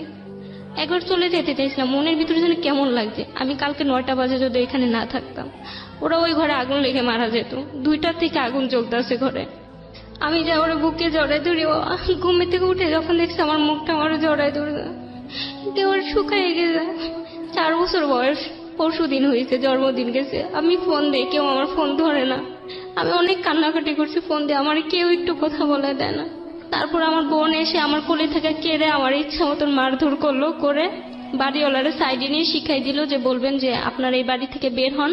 আমি বুঝতে পারছি। পরে বাড়িওয়ালারা আমার সামনে ওরা হুমকি দিল, হুমকি দিয়ে বের করে তালা মেরে দিল আর চলে গেল। আর আমার ছোট বোনটা, আমার যে বোন, ওই যে ওর স্বামী যে ওই যে ইয়ে করে, নেতার ওইগুলো করে, পরে ওর আবার খুব পাওয়ার, এইগুলো নিয়ে একটু ইয়ে করে। ওরা আমার মারধর করে রাস্তার মধ্যে মারধর করছে, বাসায় করছে আবার বাইরেও করছে। মারধর করে আমি রাস্তায় পড়েছিলাম, বাচ্চাটারে নিয়ে চলে যেতেছে, আমি দৌড়াইতে গাড়িতে উঠে গেছে। আমি পাগলের মতন কালকে হয়ে গেছি, রাস্তায় পড়েছিলাম আধা ঘন্টা, কেউ একটা মানুষ ধরে নাই আমার। একজন বলে যে মেয়ে যদি মারা যায় আমাদের নামে কেস হবে, আরেকজন বলে ধরে মেডিকেলে নেন, বলে আপনি নেন, কেউ ধরে না। পরে একটা মহিলা এসে মাথায় পানি দিয়ে পানি খাওয়ায়, পরে আমার বলে, মা তুমি যেখান থেকে আসতে চলে যাও। আমি পাগলের মতন রাস্তায়, আমরা যেভাবে মারছে আমার শরীরে একটু বল ছিল না। আমি রাস্তায় হাঁটতে হাঁটতে আবার পড়ে গেছি, আর একটু হলে ট্রাকের নিচে পড়তাম। ট্রাকটা থেমে গেছে, নাহলে কালকেই মারা যেতাম। তারপরে বসিলার একটু সামনে যে আমি সিএনজি থামাই, আমার কেউ নেয় না। সবাই আমার অবস্থা দেখে ভাবে কি আমি পাগল। একজন বলে, ভাই এটার উঠে না, পরে সমস্যা হবে। আমি বলি, ভাই আমি পাগল না, আমার একটু গাড়িতে উঠান। অনেক রাত হয়ে গেছে, তখন আমার কেউ গাড়িতে উঠায় না। একটা সিএনজিতে উঠছি, উঠার পরে কান্না দেখে একজন বলে কি এর নামান, এই ব্রিজে এখনই নামান, পরে কোন সমস্যা হবে আমাদের পুলিশ ধরবে। আমার অবস্থা খুব খারাপ ছিল কালকে, আমার খুব মারধর করছে, সবাই মনে করছে আমি রাস্তার পাগল মেয়ে।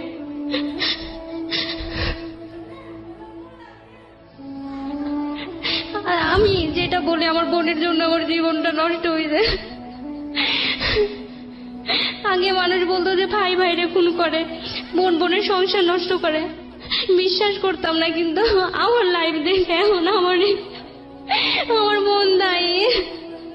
আমার বাচ্চাটারে যেন আমি থাকতে পারতাছি না। আমি আর কিচ্ছু চাই না, আমার বাচ্চাটাকে চাই। আমি কালকে পাগলের মতন কান্না করছি, আমার কেউ একটু কোলে দেয় নাই।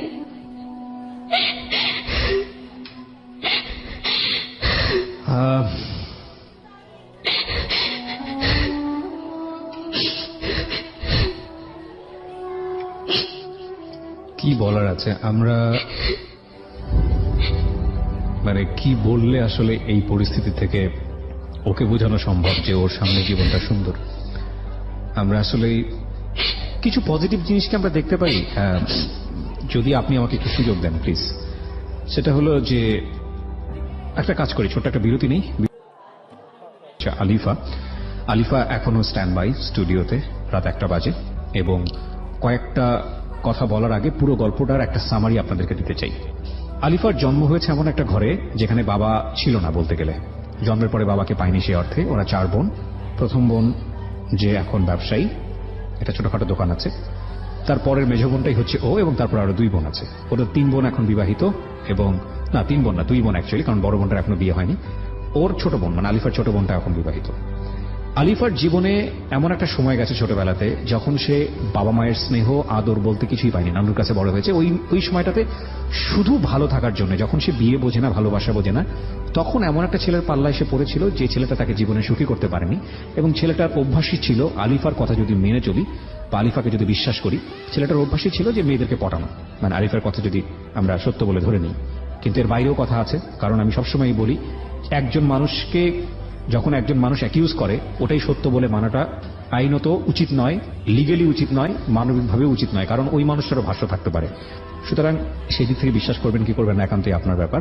কারণ আলিফা 11 বছর বয়সে ওই ছেলেটাকে বিয়ে করে। বিয়ে করার পরে সে এরকম অনেক অভিযোগ পেয়েছে, এবং অভিযোগের প্রেক্ষাপটে গায়ে হাত তোলা, নেশা করা, এরকম একটা সময় গিয়ে জীবন যখন অতিষ্ঠ, তখন ওই ছেলেটাকে ছেড়ে সে একটা নতুন জীবনের উদ্দেশ্যে আরেকটা ছেলের সঙ্গে পাড়ি জমায়। সেই ছেলেটা হচ্ছে সেজান। এবং সেজানের নামটা আমি অনুষ্ঠানে কোনো হাইড করিনি, কারণ সেজান তার বর্তমান হাজব্যান্ড, এবং সে খুব ভালো ছেলে। ভালো ছেলে কেন বলছি সেটার একটা বিশেষ কারণ আছে, আমি একটু পরে বলবো। এবং সেজানের সাথে তার যে সম্পর্ক, সেজান সেখানে খুব বীরত্বের পরিচয় দিয়েছে, এবং এত ভালো ভাবে পরিচয় দিয়েছে, কারণ যখন তার কোথাও কোনো আশ্রয় হচ্ছিল না, তখন এরকম একটা গ্রামীণ পরিবেশে সালিশের মধ্যে তাকে বউ হিসেবে স্বীকৃতি দেয়া, একটা বাচ্চা সহ, এটা চারটিখানি কথা নয়। এবং সেখানে সেজান নিজেও বিবাহিত না। তো সেদিক থেকে সেজানকে স্যালুট। এই অনুষ্ঠান থেকে আমি অবশ্যই তাকে সম্মান জানাতে চাই। সেজানের বিশেষ কিছু পরিচয় আছে, সেটা আমি এখানে রিভিল করব না। সেজানের সাথে অনুষ্ঠানের শুরুতে আমার কথা হয়েছিল। সে কিভাবে জানি নাম্বারটা জোগাড় করেছে, করে অনুষ্ঠান শুরু করার আগে সে আমাকে ফোন দিয়েছে, এবং সে আমাকে বিশেষভাবে রিকোয়েস্ট করেছে তার বউ, মানে আমাদের আজকের যে আলিফা, তাকে বোঝানোর জন্য যে সে যেন দেশের বাইরে কোনোভাবেই না যায়। দরকার হলে সেজান যেভাবেই হোক না কেন পয়সা করি গায়ে গতরে খেটে তাকে সে টাকা দেবে, তার মায়ের যে টাকাটা তার কাছে রাখা ছিল সে টাকা যাতে সে ফেরত দিতে পারে। এবং সে খুব ভালো ছেলে, নো ডাউট। সে আমাকে যে কথাগুলো বলেছে এবং আজকে আলিফা সামনাসামনি বসে যে কথাগুলো বললো, সেগুলোর মধ্যে হুবহু মিল আছে। আমি আলিফা, আপনার জীবনে যে ঘটনা ঘটে গেছে সেখানে যদি আপনি দেখতে চান, খারাপ মানে এক্সট্রিম লেভেলের খারাপ ঘটে গেছে, হ্যাঁ, কিন্তু আপনার জীবনে কিছু কিছু ভালো জিনিস আছে। এগুলো যদি আপনি দেখেন তাহলে অনেক সময় আপনার মনে হয় দুঃখগুলো মিটিগেট করা সম্ভব। নাম্বার 1, আপনার বয়স এখন কত? মাত্র 18 বছর। 18 বছর জীবনের জন্য কিছুই না।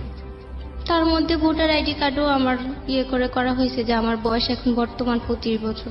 ওইটা আপনি কারেকশন করতে পারবেন, সমস্যা নেই, ঠিক আছে। ওইটা হয়তো আপনি গভর্নমেন্টকে অ্যাপ্লাই করলে, আপনার সিচুয়েশন পুরোটা বুঝিয়ে যদি অ্যাপ্লাই করেন তাহলে হয়তো কারেকশন করা যাবে। আপনার 18 বছর বয়স, তার মানে আপনার জীবনের এখনো বলা যেতে পারে 4 ভাগের 1 ভাগও যায়নি। বিশাল একটা জীবন সামনে পড়ে আছে। 2 নম্বর হচ্ছে, এত কিছুর পরও আপনার জীবনে একটা ভালো মানুষ আছে। আমি এরকম গল্প পাই আমার জীবন গল্পে, যে একটা মেয়ের ঘর থেকে পা ফেলার মতো জায়গা নেই, আপনার জীবনে অ্যাটলিস্ট সেজানের মতো মানুষ আছে। সে তো আপনাকে ছেড়ে যায়নি। আপনি বলেন, মুখ দিয়ে বলেন, সে কি খোলামেলা সব বলতে পারেন। হ্যাঁ, সে হয়তো চাপের মধ্যে আছে তার ফ্যামিলি থেকে, জি। সে হয়তো আপনাকে সাপোর্টটা দিতে পারে না যতটুকু সাপোর্ট দেয়, কিন্তু সে তো আপনার জীবন থেকে সরে যায়নি, গেছে কি? না। সে আপনার জীবন থেকে সরে যায়নি এবং আপনাকে সে সাপোর্ট দিয়ে যাচ্ছে, মানসিক সাপোর্ট দিয়ে যাচ্ছে সবসময়। তার আর্নিং পজিশন আমি জানি, যেহেতু সে মিডিয়াতেই কাজ করে, তার জায়গা থেকে সে কি পরিমাণ ইনকাম করে সেটা আমার মোটামুটি জানা আছে। এতটুকুর পরও সে আপনাকে অভয় দেখাচ্ছে যে আপনার পয়সাগুলো সে দিয়ে দিবে আপনার মার জন্য, যেটা করার দরকার। আপনারা 2 জন মিলে পরিশ্রম করে একটা মাকে ভালো রাখতে পারবেন না? পারবো, কিন্তু এটা অনেক সময় লাগবে। কে আমি বলছে? আপনার মা বাংলাদেশে আসলে কি করতো আমাকে এটা বলেন। টাকাটা থাকলে এখন তো কিছু একটা তো করতে কি পারতো। করতো? 5 লাখ টাকাতে কি হতো? কিছুই হতো না। দেখা যায় কিছু একটা হতো তো। কিছুই হতো না। 5 লাখ টাকাতে কিছুই হয় না। আজকালকার যুগে 5 লাখ টাকা আজ থেকে 10 বছর আগে 5,000 টাকা সমান। এই 5 লাখ টাকা দিয়ে ঢাকা শহরে না হতো একটা দোকান, না হতো কোনো কিছু। হ্যাঁ, আপনি বলতে পারেন যে 5 লাখ টাকা ব্যাংক ইন্টারেস্ট, ব্যাংকে রাখলে কিছু টাকা পয়সা পেত। ব্যাংকের ইন্টারেস্ট সম্পর্কে আপনার কোনো আইডিয়া আছে? কয় টাকা পায়? নাই, আইডিয়া নাই। 5 লাখ টাকা দিয়ে কিছুই হতো না।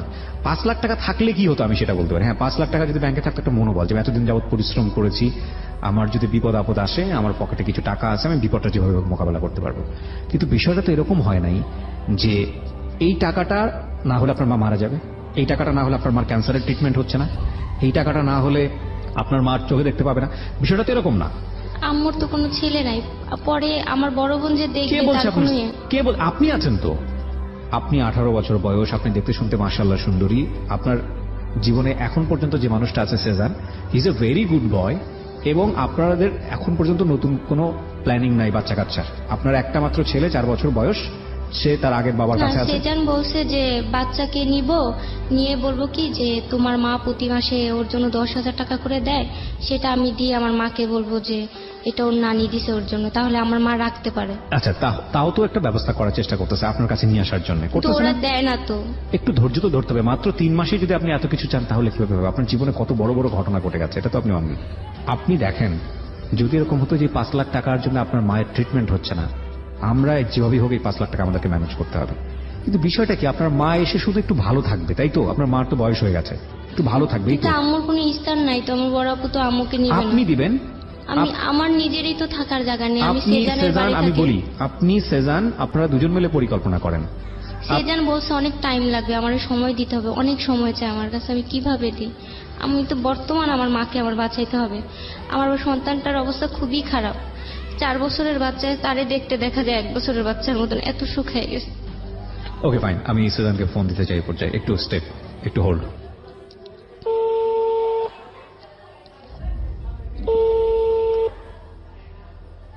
হ্যালো হ্যাঁ, ফুলকো। সেজান, আমি কি প্রিয়া?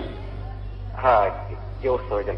এই তো ভালো আছি। আমি তো অনুষ্ঠান শুরুর আগে আপনার সঙ্গে একবার কথা বলেছিলাম, তো এখন মনে হলো যে একটু অনুষ্ঠানের মাঝখানে আপনার সঙ্গে একটু কথা বলা দরকার। আমি একদম শেষের দিকে চলে আসছি। আমার শুধু একটা বিষয় একটু জানার দরকার সেজান। আপনি যে বিষয়গুলো নিয়ে কথা বলেছেন সেগুলো সবই সঠিক, এগুলো আলিফা বলেছে। আলিফা ইনফ্যাক্ট আমার সামনেই বসে আছে।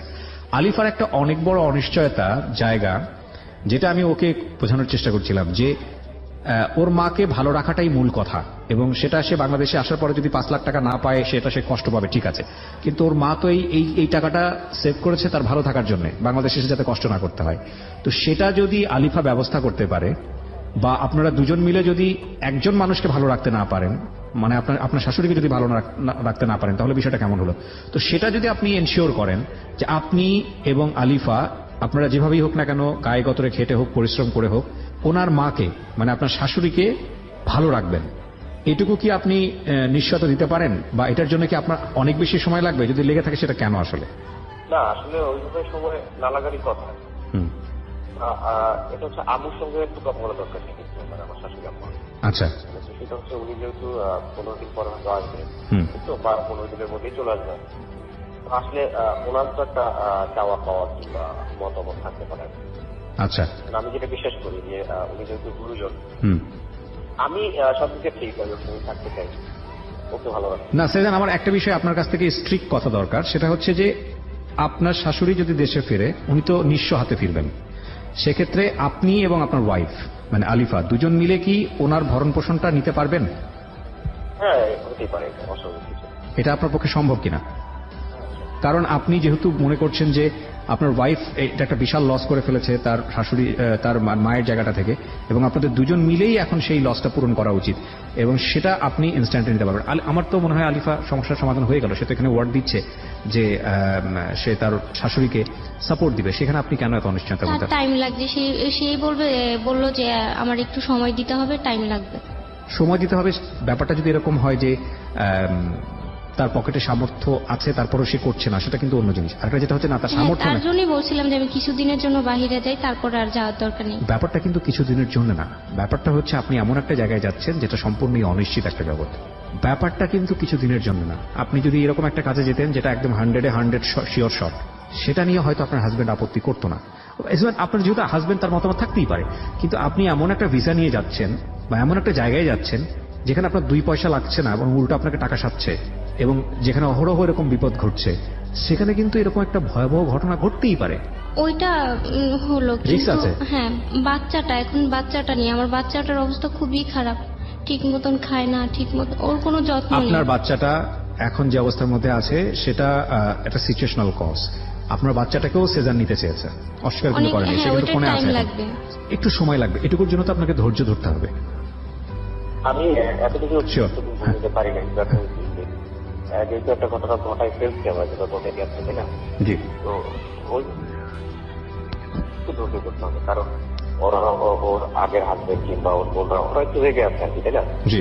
তো হুট করে চাইলে দিকে যাবে না, ওরা ভাবে যে বাচ্চাটা ইনজিওর হবে আমাদের কাছে, কিন্তু ভালো থাকবে না হয়তো। জি। এগুলো যখন আম্মু আসবে, মানে শাশুড়ি মা, তো সেগুলো হচ্ছে কথাবার্তা বলে সব হয় না, সামাজিক ভাবে ভালোভাবে সবকিছু হয়। উনি যেভাবে সহজভাবে এটা নিতেছে, আসলে এটা সহজভাবে না। আমার মা আসলে এটা জীবনে মানবে না। এক তো তার টাকা আমি নষ্ট করে ফেলছি, আবার দ্বিতীয় একটা বিয়ে করছি, সে তো এটা মেনে নিবে না। তো আপনার মা কি তাহলে এটা মানবে যে আপনি বার ভিসা নিয়ে দেশের বাইরে গেছেন? না, আম্মুকে মিথ্যা কথা বলে যেতাম, কারণ আম্মু তো আমার বিশ্বাস করে এই টাকাগুলো দিছিল। আম্মুকে মিথ্যা কথা বলবেন আর আম্মু একসময় বুঝবে না বিষয়টা? না, এই ইচ্ছাটাই তো প্রতারণা, তাই না? সবচেয়ে বিষয়টা হচ্ছে আমরা প্রতারণা থাকে